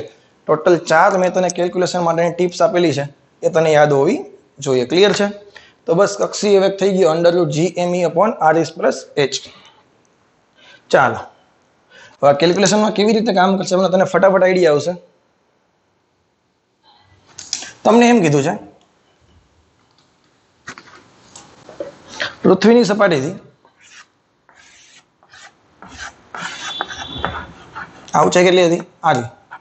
જે સેટેલાઇટ છે એ પરિભ્રમણ કરે છે ત્યાં એની ઊંચાઈ છે આ h છે. સપાટીથી RE જેટલી ઊંચાઈ છે. સોરી, થોડીક વધારે લખી નાખી. દર વખતે RE લખીએ. ચાલો, સપાટીથી 7 RE ઊંચાઈ છે. કેટલી છે? 7 RE. તો ટોટલ આ ડિસ્ટન્સ કેટલું થઈ ગયું? 8 RE ડિસ્ટન્સ થઈ ગયું કે નહીં? તમને કક્ષીય વેગ પૂછેલો છે. શું પૂછેલું છે? v0. તો v0 બરાબર શું થશે? GME/r બરાબર શું લખશું? RE + h. GME RE + 7 RE તો કેટલા થશે? 8 RE. હવે જોજે કેલ્ક્યુલેશનની કેમ ધજી આવડે છે. 1/√8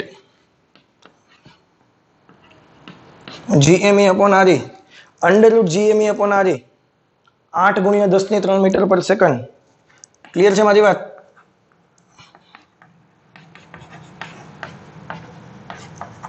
પતી ગયો દાખલો. ઉપર વધશે √8 એટલે કે 2√2 × 10⁻³ મીટર પર સેકન્ડ. ક્લિયર છે? આને કેવી રીતે આપણે યુઝ કરવાના છીએ આ ટ્રીકને જેમ જેમ તમે પ્રેક્ટિસ કરશો એમ તમને આના વધારે આઈડિયા આવશે. હવે જે આપણો નેક્સ્ટ ટોપિક છે એ છે કાઇનેટિક એનર્જી, પોટેન્શિયલ એનર્જી અને મિકેનિકલ એનર્જી. ગતિ ઉર્જા, સ્થિતિ ઉર્જા અને કુલ ઉર્જા. કેના માટે? સર્ક્યુલર ઓર્બિટ માટે છે. ધ્યાન રાખજો, મેં એના ઉપર સ્ક્વેર એટલા માટે બનાવી દીધું છે. તમે ગમે તે ઊંચાઈ માટે યુઝ નહીં કરી શકો. સપાટીથી એ જ ઊંચાઈ માટે તમારે યુઝ કરવું હોય તો આ કેસ ચાલે નહીં. આ કેસ કેના માટે ચાલશે? કે જ્યારે વર્તુળાકાર કક્ષામાં પરિભ્રમણ કરતું હશે કોઈ ઉપગ્રહ ત્યારે એના માટે જ ચાલશે. અને આવો એક કેસ તમે ઓલરેડી જોઈ ગયા છો કે ઇલેક્ટ્રોન છે એ ન્યુક્લિયસની આસપાસ પરિભ્રમણ કરે છે પરમાણુ વાળા ચેપ્ટરમાં.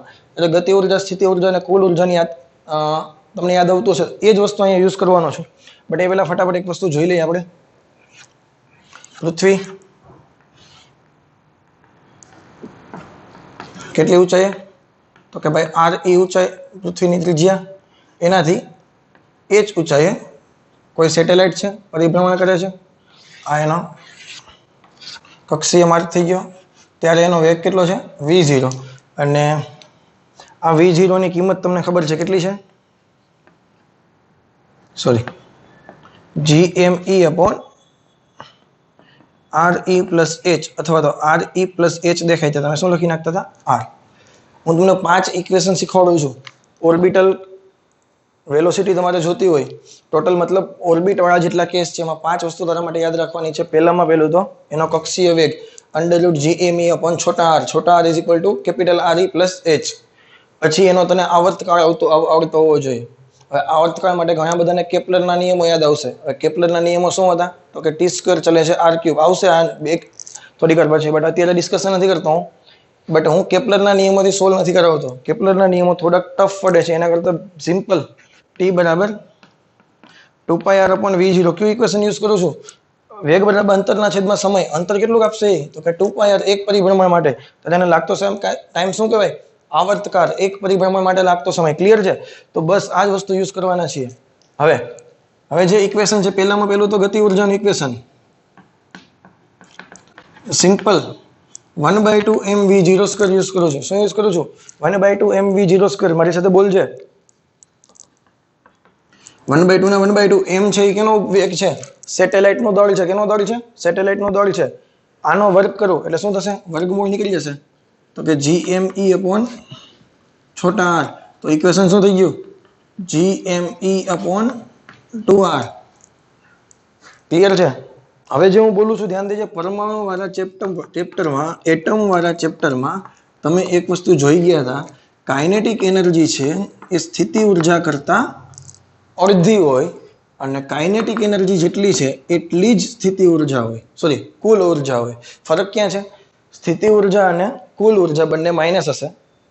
વેલ્યુ કેવી રીતે? માનો કે એક્ઝામ્પલ તમને આપું. કાઇનેટિક એનર્જી માનો કે 8 છે. કાઇનેટિક એનર્જી કેટલી છે? 8 જૂલ. તો કુલ ઉર્જા કેટલી થશે?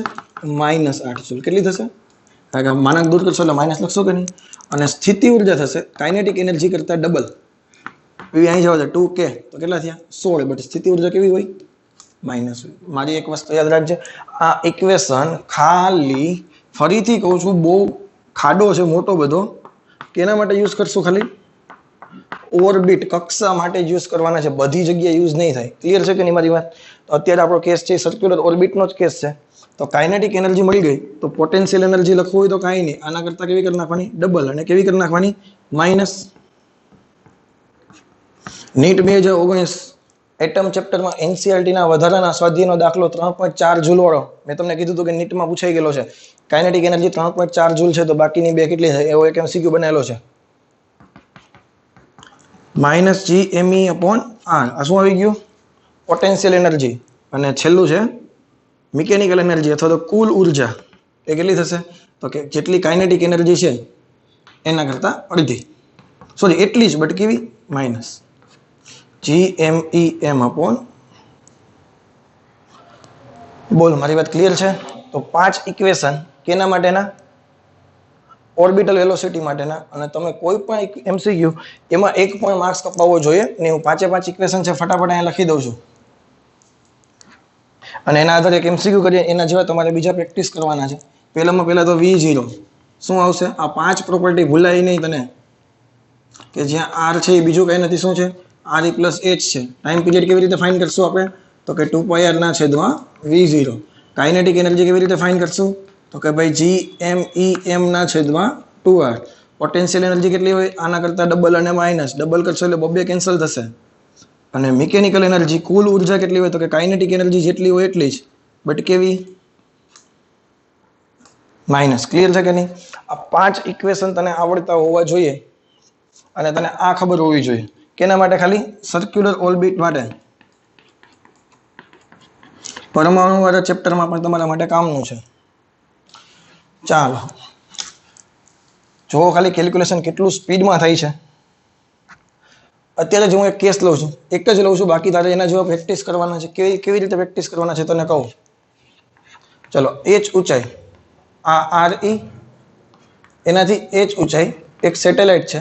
સેટેલાઇટનું દળ છે 1000 કિલોગ્રામ લખી નાખીએ છીએ. v0 વેગથી પરિભ્રમણ કરે છે. આ એની થઈ ગઈ કક્ષા. ક્લિયર છે? કક્ષા દોરતો નથી અત્યારે. 5 પ્રોપર્ટી ફાઇન્ડ કરવાની છે. તને 5 માંથી કોઈ પણ પ્રોપર્ટી પૂછી છે કે 5 તો એક સાથે પૂછશે નહીં. ક્લિયર છે? નીટ અને જેડબલઈ બંને માટે આ એમપી છે. તો પહેલા તો તારે જોઈએ છે v0. તો v0 નું ઇક્વેશન છે gme upon re plus h. re plus h એટલે છોટા r કેટલા થઈ ગયા? તો કે 2re થઈ ગયા. ક્લિયર છે મારી વાત? તો 1/√2 under route gme by re. gme by re અરે ઘણાને યાદ આવી ગયો છે 8 × 10³ મીટર પર સેકન્ડ.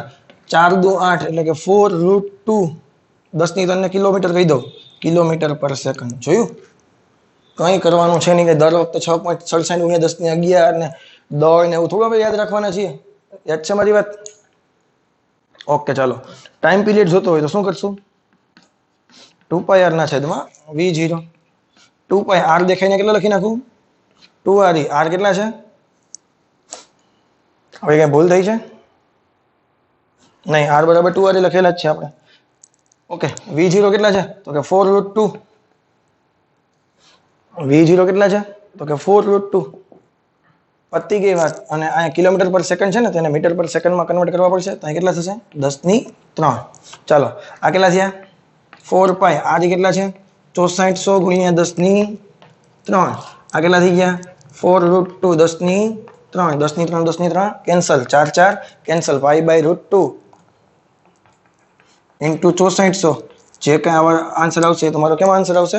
સેકન્ડમાં. બહુ મૂંઝાવાનું છે નહીં. ચાલો, આના પછી કાઇનેટિક એનર્જી તમને ફાઇન્ડ કરવી હોય તો કાંઈ છે નહીં. શું છે? gmem upon 2re. બોલ, ક્લિયર છે? સોરી, 2r છે અને r છે ને એ 2re છે. થોડુંક ધ્યાન રાખજે. એટલે જ હું તમને પ્રેક્ટિસ કરવાની કહું છું. 1-2 MCQ ની પ્રેક્ટિસ કરી નાખજો. h બરાબર r લઈને તમે કરાવી દીધો. હવે તો 2re, 3re અને 4re 4 લઈને કરી નાખશે એટલે તારો કોન્ફિડન્સ લેવલ બહુ હાઈ પર વહી જશે અને એક પણ એક્ઝામ્પલમાં MCQ માં ભૂલ થશે નહીં. 1/4 થઈ ગયા. આને થોડુંક ધ્યાનથી જો ને તો મેં કંઈક નવું ઇક્વેશન બનાવ્યું છે. આ 1/4 gme upon re. તો અંડર રૂટમાં હોય તો 8 × 10⁻3. એમનેમ હોય તો કેટલા થશે? 64 × 10⁻6. અને દળ કેટલું રહે? 10⁻3. મેં તને પહેલા જ કીધું હતું કે જો તને બે ટ્રીક યાદ હશે કેલ્ક્યુલેશન નહીં તો ફટાફટ થવાનું છે. આનો આન્સર આવશે 16 × 10⁹ જૂલ. ચલો, કાઇનેટિક એનર્જી મળી ગઈ. તો સ્થિતિ ઉર્જા કેટલી થાય? કાઇનેટિક એનર્જી કરતા ડબલ, બટ કેવી? તો કે માઇનસ. મિકેનિકલ એનર્જી કેટલી થાય? તો કે કાઇનેટિક એનર્જી જેટલી જ, બટ કેવી? માઇનસ. શું છે આમાં બોલો? કઈ છે નહીં. તારે 5 ઇક્વેશન છે, એના 5 પેરામીટર છે, એ તને યાદ હોવા જોઈએ. હજી કહું છું, મારી વાત ધ્યાનથી સાંભળજે. h બરાબર re લઈને તો કરેલું છે. 2re 3re લઈને કેલ્ક્યુલેશનની એક વખત પ્રેક્ટિસ કરવાની છે આપણે. ક્લિયર છે કે નહીં? યાદ તો રહી જ જવાના છે. હજી કહું છું, આ જે ઇક્વેશન છે ઓનલી ફોર ઓર્બિટ માટે. આ જે ટ્રીક છે બધી કેના માટે છે? ઓર્બિટ માટેની છે. ગમે તે તમે યુઝ ન કરી શકો. તમને એમ કીધું હોય કે કાઇનેટિક એનર્જી 10 જૂલ છે કાઇનેમેટિક્સમાં, તો એની સ્થિતિ ઉર્જા કંઈ એટલી ન થઈ જાય, -20 જૂલ. ક્લિયર છે? બધી જગ્યાએ કામ નહીં કરે. કેના માટે કામ કરશે? ઓનલી ફોર ઓર્બિટ વેલોસિટી અથવા ઓર્બિટ વાળા જેટલા બી કેસ છે એવા માટે. ઓકે, એક ગ્રાફિકલ ક્વેશ્ચન કરાવી દઉં છું. કાઇનેટિક એનર્જી, મિકેનિકલ એનર્જી અને પોટેન્શિયલ એનર્જીનો તમને જો ગ્રાફ પૂછે તો એક વસ્તુ તો તમને બધાને ખબર છે. કાઇનેટિક કોઈ પણ પેરામીટર છે y એ x ના 1/x માં હોય તો આનો તમને ગ્રાફ કેવો મળે? તો કે ભાઈ રેક્ટેન્ગ્યુલર હાઇપરબોલા મળે. અતિવલય ગ્રાફ મળે તમને. કેવો ગ્રાફ મળે? અતિવલય. હવે જો કાઇનેટિક એનર્જી, મિકેનિકલ એનર્જી અને પોટેન્શિયલ એનર્જી, ગતિ ઉર્જા, સ્થિતિ ઉર્જા અને કુલ ઉર્જાનો ગ્રાફ બનાવો તો એનર્જીના છેદમાં ડિસ્ટન્સ માટેનો ગ્રાફ બનાવીએ છીએ. તો કાઇનેટિક એનર્જી જો કે ઈ ચલે છે 1/r, બટ પોઝિટિવ છે એટલે એ ગ્રાફ ઉપર તરફ આવે છે. બોલ મારી વાત ક્લિયર છે કે નહીં? આ ગ્રાફ કેનો છે? કાઇનેટિક એનર્જીનો છે. પોટેન્શિયલ એનર્જી અને મિકેનિકલ એનર્જી બંને કેવા છે? માઇનસ છે. બટ ધ્યાનથી જો, મિકેનિકલ એનર્જી અંતર કરતા ડબલ છે તો મિકેનિકલ એનર્જીની કિંમત કેવી આવશે? ઓછી આવશે. અહીંયા અંતર વધારે છે તો આ કેવું થશે? ઓછું. તો મિકેનિકલ એનર્જી છે અંદરના ભાગમાં આવશે,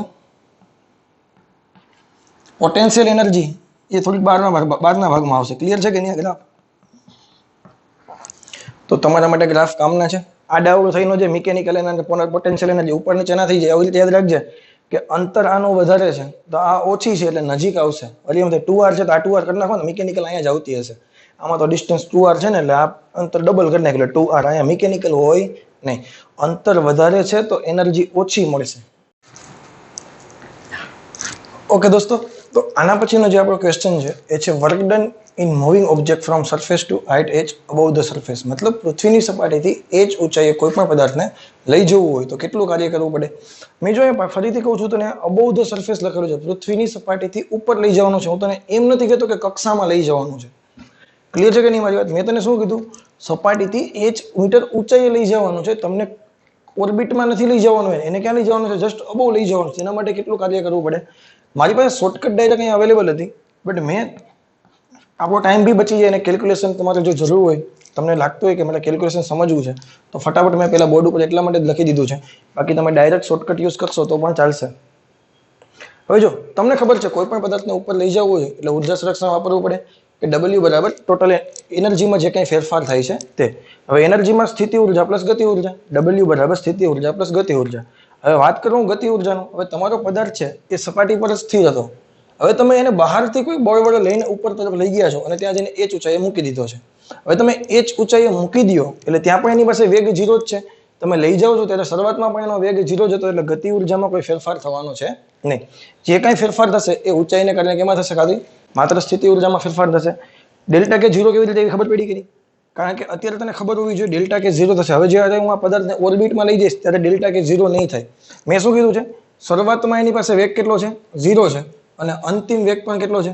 0 છે. હજી હું તને કહું છું, જ્યારે આ પદાર્થને હું ઓર્બિટમાં લઈ જઈશ તો જ્યારે કોઈ પદાર્થ છે ઓર્બિટમાં જાય તો ફરવા લાગે કે નહીં? તો પ્રારંભિક વેગ ઓર્બિટ માટે 0 હશે, બટ અંતિમ વેગ 0 હશે. હું કમ્પેરિઝન કરાવું છું. સરફેસ ઉપર લઈ જાઓ તો ગતિ ઉર્જા 0, ફેરફાર 0 છે. જ્યારે તમે કક્ષામાં લઈ જશો ત્યારે ગતિ ઉર્જાનો ફેરફાર 0 થશે નહીં. ચાલો, તો ડેલ્ટા એફ છે W બરાબર delta you, UF minus you final minus you initial. Final કેટલી થશે? તો કે ભાઈ માઇનસ GME, પૃથ્વીનું દળ કેટલું લઈએ એના કેન્દ્રમાં? ME. GME ઉપર અહીંયા દળ કેટલું લઈ ગયા? M upon RE plus H minus શરૂઆતમાં કેટલું હતું? તો કે GME M upon RE. Clear છે? બેમાંથી GME કોમન કાઢી નાખો, માઇનસ માઇનસ પ્લસ થઈ ગયા. અહીં શું વધશે? 1 upon RE minus 1 upon RE plus H. અને અહીં લઈ જાઓ અને અહીં લઈ જાઓ અને GME બરાબર GRE સ્ક્વેર લખી નાખો. આપણી શોર્ટકટ હતી કેલ્ક્યુલેશન માટેની. તો છેલ્લે એકક RE કેન્સલ થશે અને તમારો આન્સર આવશે W બરાબર MGH into RE plus H upon RE plus H. હવે તમને યાદ આવતું હશે W બરાબર MGH સ્થિતિ ઉર્જાનું નોર્મલ સમીકરણ હતું તે. બટ હવે કોઈ પદાર્થને ઉપર લઈ જાઓ પૃથ્વીની સપાટીથી ઉપર, તો એક વસ્તુ ખાલી એડ કરવાની છે, RE plus RE upon RE plus H. For example, હવે હું તને ડાયરેક્ટ એમ કહું કે ભાઈ પૃથ્વીની સપાટીથી મારે તો ભાઈ 7 RE ઊંચાઈ લઈ જવો છે. ક્યાં લઈ જવો છે? પૃથ્વીની સપાટીથી 7 RE ઊંચાઈ. એમ નથી કે તો કક્ષામાં લઈ જવો છે.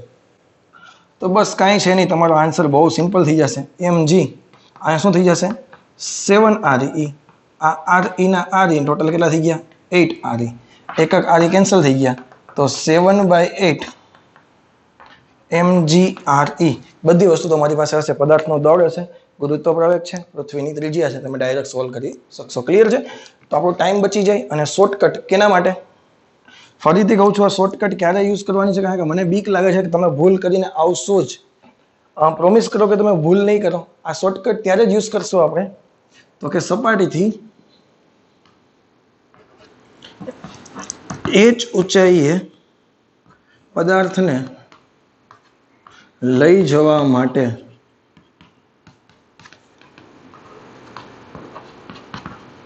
કરવું પડતું કાર્ય. क्लियर है वाली बात। W बराबर mgh into RE upon RE plus h। Shortcut કેવી રીતે પ્રૂવ કરી ખબર છે કે નહીં? હવે જે નેક્સ્ટ ટોપિક હતો એ work done in moving object from surface to height h in circular orbit. આગળ મેં જે વાત કરી એ કઈ હતી તો કે ભાઈ તમે h ઊંચાઈ લઈ જાવ છો બટ સર્ક્યુલર ઓર્બિટમાંની સપાટીથી જસ્ટ ઉપર, પછી તો કોઈ પણ h ઊંચાઈ હોય 7r હોય 8r હોય 10r હોય એની સાથે લેવા દેવા છે નહીં। હવે તમે ઓર્બિટમાં લઈ જાવ છો, એમ તમને સ્પેશિયલ કીધેલું હશે।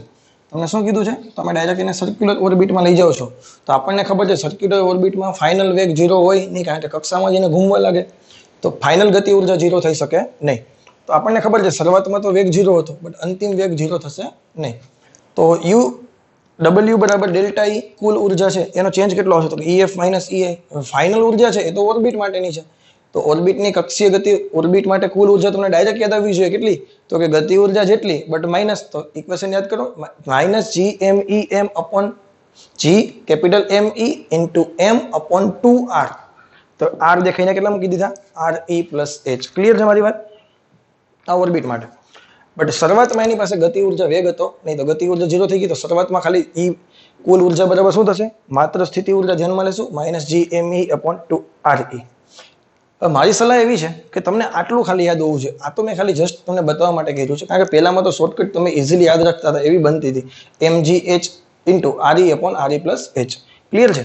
આજે કેસ એવો છે કે આમાં ડાયરેક્ટ શોર્ટકટ યાદ રાખશો ને થોડીક લેન્ધી છે, હું તમને બતાવું હમણાં। જો ચલો બેનો ફાઇનલ બાદબાકી કરીએ, આમાંથી આ બાદ કરીએ તો માઇનસ માઇનસ આ પ્લસ થઈ ગયા, GMEM બે માંથી કોમન કાઢ્યા, આ 1 અપોન RE અહીંયા કેટલા વધશે minus 1 upon 2 upon RE plus H। GME દેખાય ત્યાં GRE સ્ક્વેર દેખાય મૂકા, આ છે ત્યાં કેટલા મૂકી દીધા GRE સ્ક્વેર, m ના m 2RE પ્લસ H અહીંયા ગયા તો બ્રેકેટ ઓપન કરી નાખ્યો 2RE plus 2H minus RE છેદમાં બેનો કરી નાખ્યો ગુણાકાર। એકક RE અહીંથી અને અહીંથી હજી ચલો નથી કેન્સલ કરો, એક સ્ટેપ વધારેલું છે। 2RE માંથી RE બાદ ગયા, એક RE વધ્યા એટલે RE પ્લસ 2H। અહીંયા RE into 2 upon RE plus H છે, ઉપર GRE સ્ક્વેર છે, એમાંથી એકક RE ઉડાડી દો, અહીં હું વધ્યા mgRE, અહીંયા વધ્યા RE પ્લસ 2H છેદમાં 2 ઇન્ટુ RE પ્લસ H। તો આ શોર્ટકટ થોડીક લોચો થઈ ગયા છે, એના કરતાં બેટર છે કે જો સર્ક્યુલર ઓર્બિટ વાળો કેસ હોય તો તમે ડાયરેક્ટ યાદ રાખો કે ભાઈ અંતિમ ગતિ ઉર્જા 0 થશે નહીં, તમારે અહીંયા સુધી યાદ રાખવાનું। હું તને એમ કહું ચાલો હવે ભાઈ H બરાબર 7R માટે તમારે શું ફાઇન કરવાનું છે? કાર્ય ફાઇન કરવાનું છે, બટ H બરાબર 7R ક્યાં તો કે ઓર્બિટ માટે। તો તને ખબર હોવી જોઈએ ઓર્બિટ માટે જશે એટલે અંતિમ ગતિ ઉર્જા કેના જેવી આવશે, સોરી અંતિમ કુલ ઉર્જા કેના જેવી આવશે તો કે આપણે આગળ જે કેસ જોઈ ગયા પરમાણુ જેવો એના જેવું minus GMEM upon 2R, R દેખાઈને RE plus ને H દેખાઈને 7RE એટલે કેટલા થઈ ગયા minus GME upon M 8RE એટલે 16RE થઈ ગયા। કેટલા થઈ ગયા? તો ડાયરેક્ટ વ્યવસ્થિત લખો તો આ કેટલા થઈ ગયા? ક્લિયર છે? ચલો અહીં તો શરૂઆતમાં ગતિ ઉર્જા 0, હું તને કોન્સેપ્ટ ક્લિયર કરાવું છું કે છેલ્લી ગતિ ઉર્જા 0 નથી, શરૂઆતમાં ગતિ ઉર્જા 0 છે, ખાલી આટલું આવશે, પછી બેની બાદબાકી કરીશ ને તું એટલે GME અપોન M કોમન નીકળશે, અહીંયા 1 અપોન RE થશે અને અહીંયા કેટલા થઈ ગયા 1 અપોન 16RE। નો ખબર પડી 1 અપોન RE અહીંયા થઈ ગયા 1 અપોન 16RE। પછી સિમ્પલ કેલ્ક્યુલેશન કરશો ને તો ડાયરેક્ટ ઈઝી પડશે, કારણ કે આ ટ્રીક યાદ રાખવી કેવી છે થોડીક જોખમી છે। તો સર્ક્યુલર ઓર્બિટ વાળા કેસ માટે કોન્સેપ્ટ ખાલી વાપરવાનો છે કે અંતિમ ગતિ ઉર્જા 0 નથી, શરૂઆતની ગતિ ઉર્જા 0 છે। અને જો તમને કોઈ H ઊંચાઈએ લઈ જાવ તો H ઊંચાઈએ સર્ક્યુલર ઓર્બિટનો નિર્દેશન ના કર્યું હોય તો શું હતું RE પ્લસ H। ક્લિયર છે મારી વાત? હવે આપણો જે નેક્સ્ટ ટોપિક છે એ છે એસ્કેપ વેલોસિટી, બોલે તો નિષ્ક્રમણ વેગ। હવે એસ્કેપ વેલોસિટી કોને કહેવાય તો કે ભાઈ કોઈ પણ પદાર્થના બંધનમાંથી તમારે મૂકવું હોય તો તમે એટલી ઝડપથી તમે ભાગો કે જેથી કરીને એ તમને પકડી શકે નહીં, ચોખ્ખી વાત છે। કદાચ તમે જો કોઈ નેટફ્લિક્સમાં lost in space web series જોઈ હોય તો એમાં કદાચ તમને ખબર છે કે જોયેલું હોય તો તમને યાદ આવશે કે ભાઈ અલગ અલગ ગ્રહમાં જ્યારે લોકો ફસાઈ જાય છે ત્યારે એ લોકો એવું બોલે છે કે ભાઈ મારે આને છે આટલા વેગથી હું મેક્સિમમ એને દોડાવીશ મારા યાનને તો જ એમાંથી બારોબાર નીકળી શકશે। ક્લિયર છે? તો સિમ્પલ ભાષામાં કહો તો એસ્કેપ વેલોસિટી કોને કહેવાય તો કે ભાઈ પદાર્થની પાસે એટલો લઘુત્તમ વેગ હોવો જોઈએ કે જેથી કરીને તે પૃથ્વીના ગુરુત્વાકર્ષણ ક્ષેત્રમાંથી મુક્ત થઈ જાય। હાલ પૂરતે આપણે પૃથ્વીની વાત કરીએ છીએ એના હિસાબે, તો મુક્ત થઈ અને ક્યાં પહોંચી જાય તો કે ભાઈ અનંત અંતરે પહોંચી જાય, જેથી કરીને પૃથ્વીના ગુરુત્વાકર્ષણ ક્ષેત્રમાંથી શું થઈ જાય મુક્ત થઈ જાય। કારણ કે અનંત અંતરે ક્ષેત્ર કેવું લઈએ છીએ આપણે 0 લઈએ છીએ, ત્યાં સુધી તો પહોંચવું હોય તો એને વેગ કેવો હોવો જોઈએ, જે કંઈ વેગ હોવો જોઈએ એની ડિસ્કશન કરવાના છીએ। તો કે ભાઈ શરૂઆતમાં પૃથ્વીની સપાટી પર એ પદાર્થનો દળ m છે, ત્યારે હું એને v એસ્કેપ એટલે નિષ્ક્રમણ ઝડપ જેટલો વેગ આપું છું ત્યારે એ પદાર્થ અનંત અંતરે પહોંચે છે ને ત્યારે તેનો વેગ કેટલો થઈ જાય છે 0 થઈ જાય છે। ક્લિયર છે? તો મારે કાર્ય ઉર્જા પ્રમેય વાળું કે initial plus you initial is equal two કે ફાઇનલ પ્લસ યુ ફાઇનલ। શરૂઆતની યાંત્રિક ઉર્જા અને ફાઇનલ યાંત્રિક ઉર્જા બે કેવી થવી જોઈએ? સમાન થવી જોઈએ. એના પરથી, કારણ કે યાંત્રિક ઉર્જાનું સંરક્ષણ યાદ કરો, ઉર્જાનું સંરક્ષણ. તો શરૂઆતમાં મેં ઉર્જા કેટલી આપી? તો કે 1/2 mv². ગતિ ઉર્જા 1/2 mv². એની સ્થિતિ ઉર્જા કેટલી હતી? તો કે ભાઈ સપાટી પર સ્થિતિ ઉર્જા તમને ખબર છે -gme અપોન ડિસ્ટન્સ કેટલું છે? તો કે re.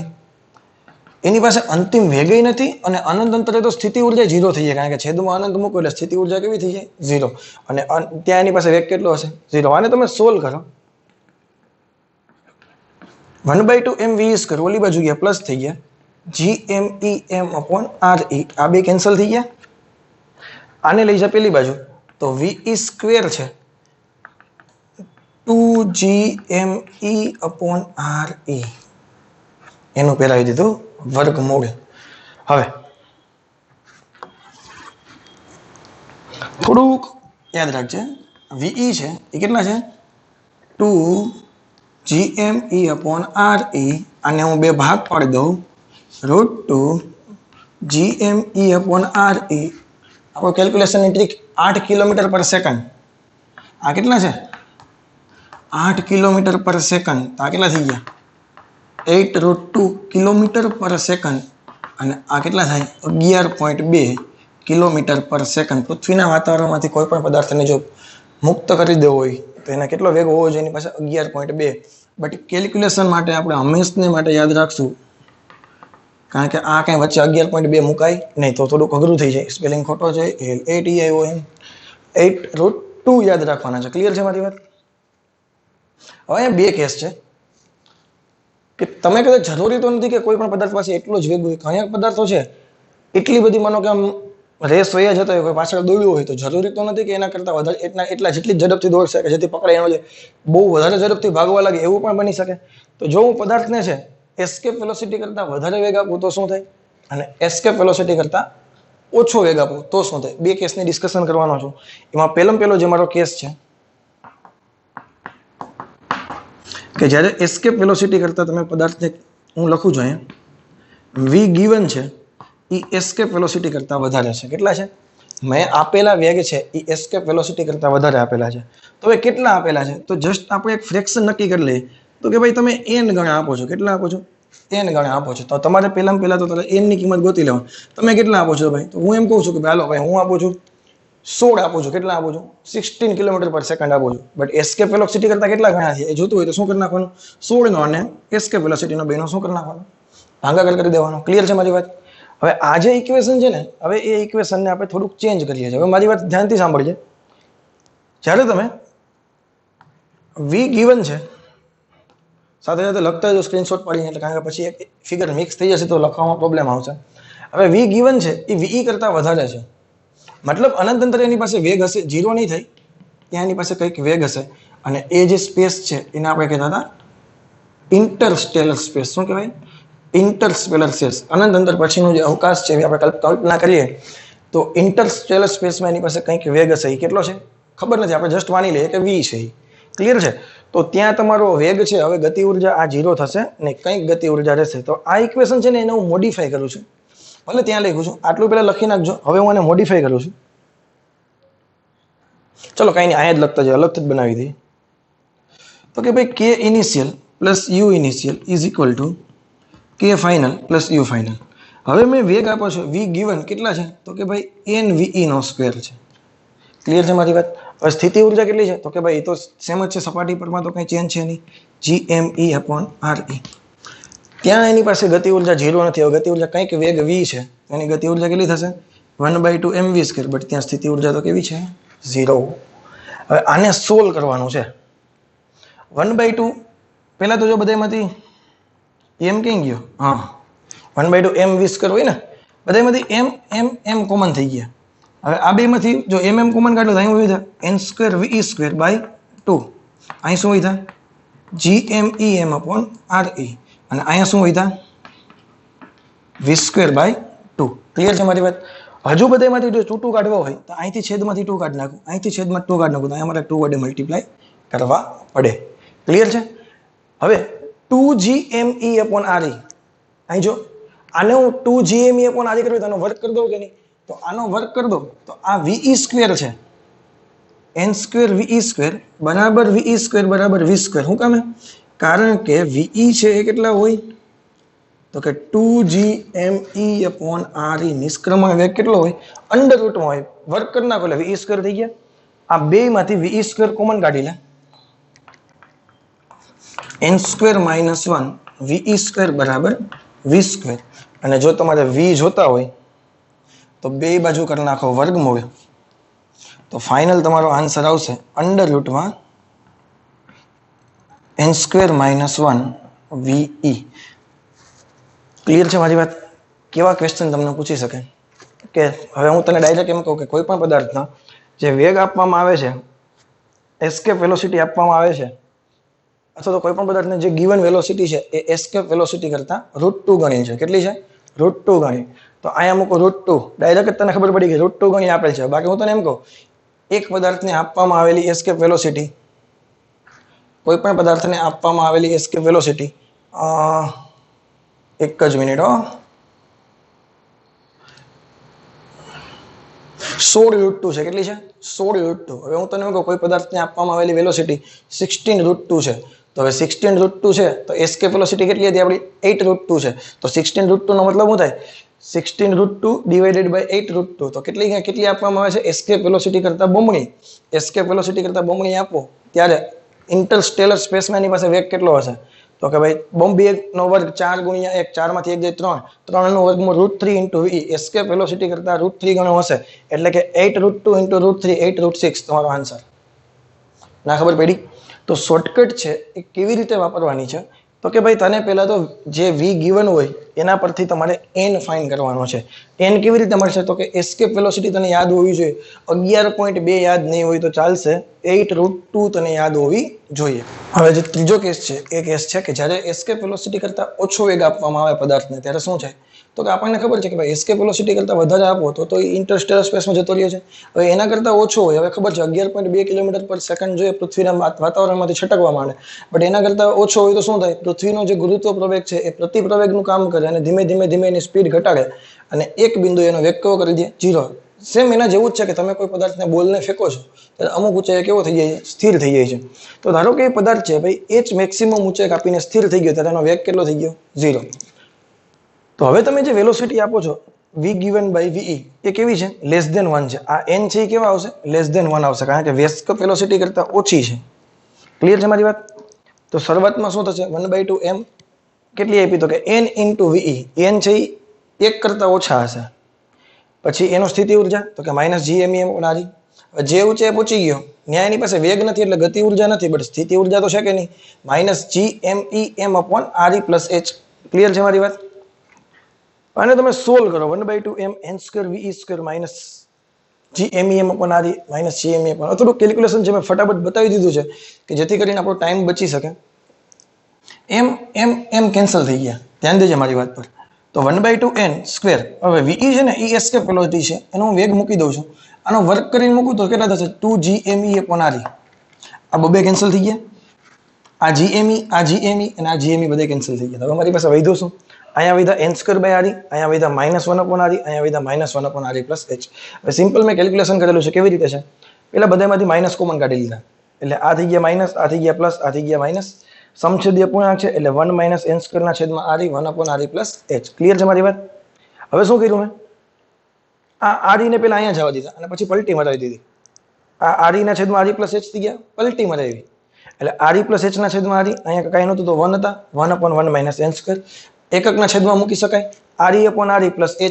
re/re એટલે 1 થઈ ગયા. 1 + h/re = 1/1 - n². આ 1 ને છે પેલી બાજુ જવા દીધા અને પછી લસા લઈ લીધો. એક સ્ટેપ વચ્ચે કપચાવાઈ ગયું છે. h/re 1/1 - n² -1. હવે 1/1 આ તો અહીંયા તો એક સ્ટેપ વચ્ચેનું છે ને એ આવું કંઈક છે. અહીંથી આ 1 છે ને કપચાવાઈ ગયા છે, એ ઓલી બાજુ આવી ગયા. હવે લીધો LCM. 1 એમનો, આ 1 ત્યાં ગયા એટલે -1, n² ત્યાં ગયા એટલે પ્લસ ત્યાં છેદમાં એમનો. અને આમ ધડ સોલ્વ કરતા છેલ્લો જે તમારો આન્સર મળે છે એ કેટલો આન્સર મળે છે તો કે ભાઈ h = n²/re 1 - n². ક્લિયર છે મારી વાત? હવે આ જે એક્ઝામ્પલ છે ને ટોટલ 3 કેસ તમે જોઈ ગયા. એસ્કેપ વેલોસિટીનું સમીકરણ, એસ્કેપ કરતા વધારે હોય તો ત્યારે વેગ ફાઇન્ડ કરવાનો હતો, એ વેગનું સમીકરણ હતું. કયું હતું? કે ભાઈ એસ્કેપ કરતા વધારે તમે આપો, વી ગિવન છે એ એના કરતા વધારે હોય ત્યારે તમારે વી ફાઇન્ડ કરવાના હતા, અને એ કેટલા હતા? તો કે ભાઈ n² - 1 ઇન્ટુ વી. ક્લિયર છે? એસ્કેપ કરતા ઓછા હોય તો હવે શું ફાઇન્ડ કરવાનું છે? તો કે ભાઈ મેક્સિમમ ક્યાં સુધી પહોંચી શકે? તો કે ભાઈ અહીંયા સુધી પહોંચી શકે. h બરાબર n² -1 - n². ક્લિયર છે મારી વાત? તો ઘણું બધું શીખી ગયા છે આજના લેક્ચરમાં. હજી આના જે ટોપિક છે હજી ડિસ્કશન કરવાના છીએ. ઓકે, તો પેલા આના એક્ઝામ્પલ છે જોઈ લઈએ ફટાફટ. ચલો હું તમને એમ કહું કે ભાઈ આ બધું ચેકી નાખે કારણ કે બહુ લોચો થઈ ગયો છે હવે. ચલો હવે તમને એમ કીધું કે ભાઈ વી ગિવન છે એ 4 કિલોમીટર પર સેકન્ડ છે. ચાલો તો તને ડાયરેક્ટ ખબર હોય છે વી એસ્કેપ કેટલા છે? તો કે ભાઈ 8√2 છે. ક્લિયર છે મારી વાત? તો હવે n કેટલા થયા હશે બોલ તો? તો n શું થાય? તો કે ભાઈ v given by v. V given કેટલા? 4. આ કેટલા છે? 8√2. આ કેટલા થયા? 1/2√2 થયા. તો એમ તો બસ કેટલી આજ સુધી પહોંચી શકે? તો કે n દેખાય ને 1/2√2 મૂક દે તો 1 ના છેદમાં કેટલા થઈ ગયા? 2√2 એટલે 2 નો વર્ગ 4 8 re. અહીં કેટલા થઈ ગયા? 1/1 - 8. 8 માંથી 1 જાય તો 7. 7 ના છેદમાં 8 એટલે 1 ના છેદમાં 7 વધ્યા તો re/7 એટલે કે જે 6400 કિલોમીટર હતા એના 7મા ભાગ સુધી ઉપર પહોંચી શકશે. ક્લિયર છે મારી વાત? બહુ સિમ્પલ વસ્તુ હોય છે, બસ તમને શોર્ટકટ તમને ખબર હોય તો તમને ડાયરેક્ટ આવડી જશે. ક્લિયર છે? હજુ એક એક્ઝામ્પલ કરાવી દઉં.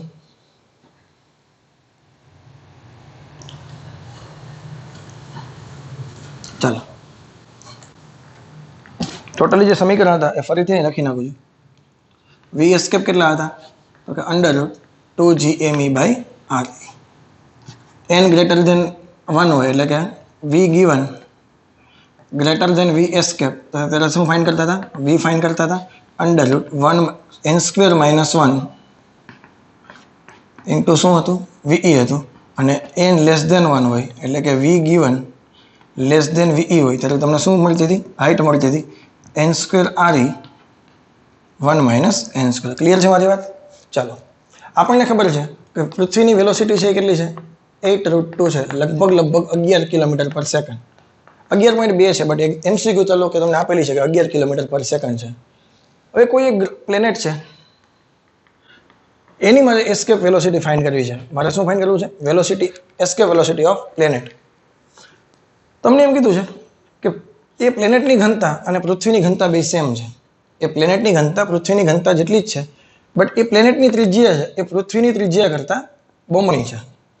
કેસ મારો ખબર પડી? બહુ સિમ્પલ વસ્તુ હોય છે, કંઈ હોતું નથી. ડેટા બનાવવામાં પણ બહુ ઇઝી છે કે ભાઈ એસ્કેપ વેલોસિટી મારે ફાઇન્ડ કરવી છે કોની? તો કે એ પ્લેનેટની કે જેની ઘનતા છે એ પૃથ્વીની ઘનતા જેટલી જ છે, બટ એની ત્રિજ્યા છે એ પૃથ્વી કરતા ડબલ છે.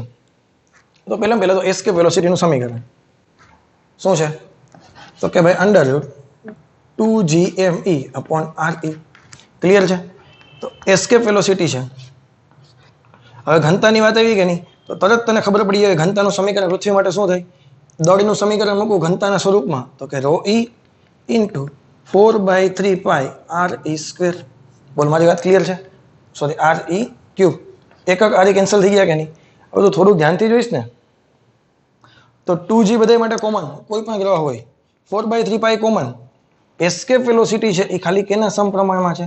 અંડરરૂટ ઘનતા અને re² ના. તો અને જો એમાં વ્યવસ્થિત તમને ખબર પડી જાય તો re √ρe. બોલ મારી વાત ક્લિયર છે કે નહીં? આ ગોખવાની જરૂર નથી, ખાલી બનાવી લેવાનું છે. કારણ કે આવા ગોખશો તો 29 ચેપ્ટરમાં કેટલી બધી વસ્તુ તમારે યાદ રાખવી પડશે.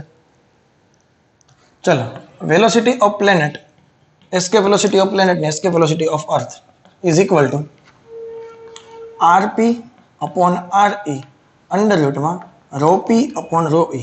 બટ ρp અને ρe તો બે સેમ છે કે નહીં? તો બે તો કેન્સલ થઈ ગયા. તો વેલોસિટી ઓફ પ્લેનેટ કેટલી થશે? rp/re into velocity of escape. આ ત્યાં જતા રહ્યા. આ કેટલા છે?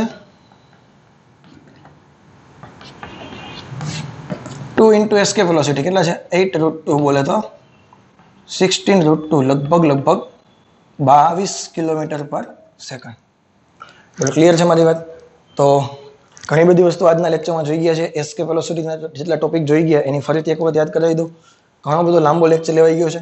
ગુરુત્વાકર્ષણની ડિસ્કશન કરી, એના પછી 4 પ્રવેગ ગુરુત્વાકર્ષણ બોડીના નિયમની વાત કરી, એના પછી 4 કેસ પ્રવેગના, સપાટી પર સપાટીથી ઊંચાઈએ તો કે એમાં સ્પેશિયલ કેસ હતો, સપાટીથી ઊંડાઈએ એમાં કોઈ સ્પેશિયલ કેસ નથી, ફરતું હોય એમાં પણ કોઈ સ્પેશિયલ કેસ નથી, બટ એમાં એક કેલ્ક્યુલેશન છે ઓમેગા સ્ક્વેર આર બરાબર 0.034 metre per second square. Clear છે મારી વાત?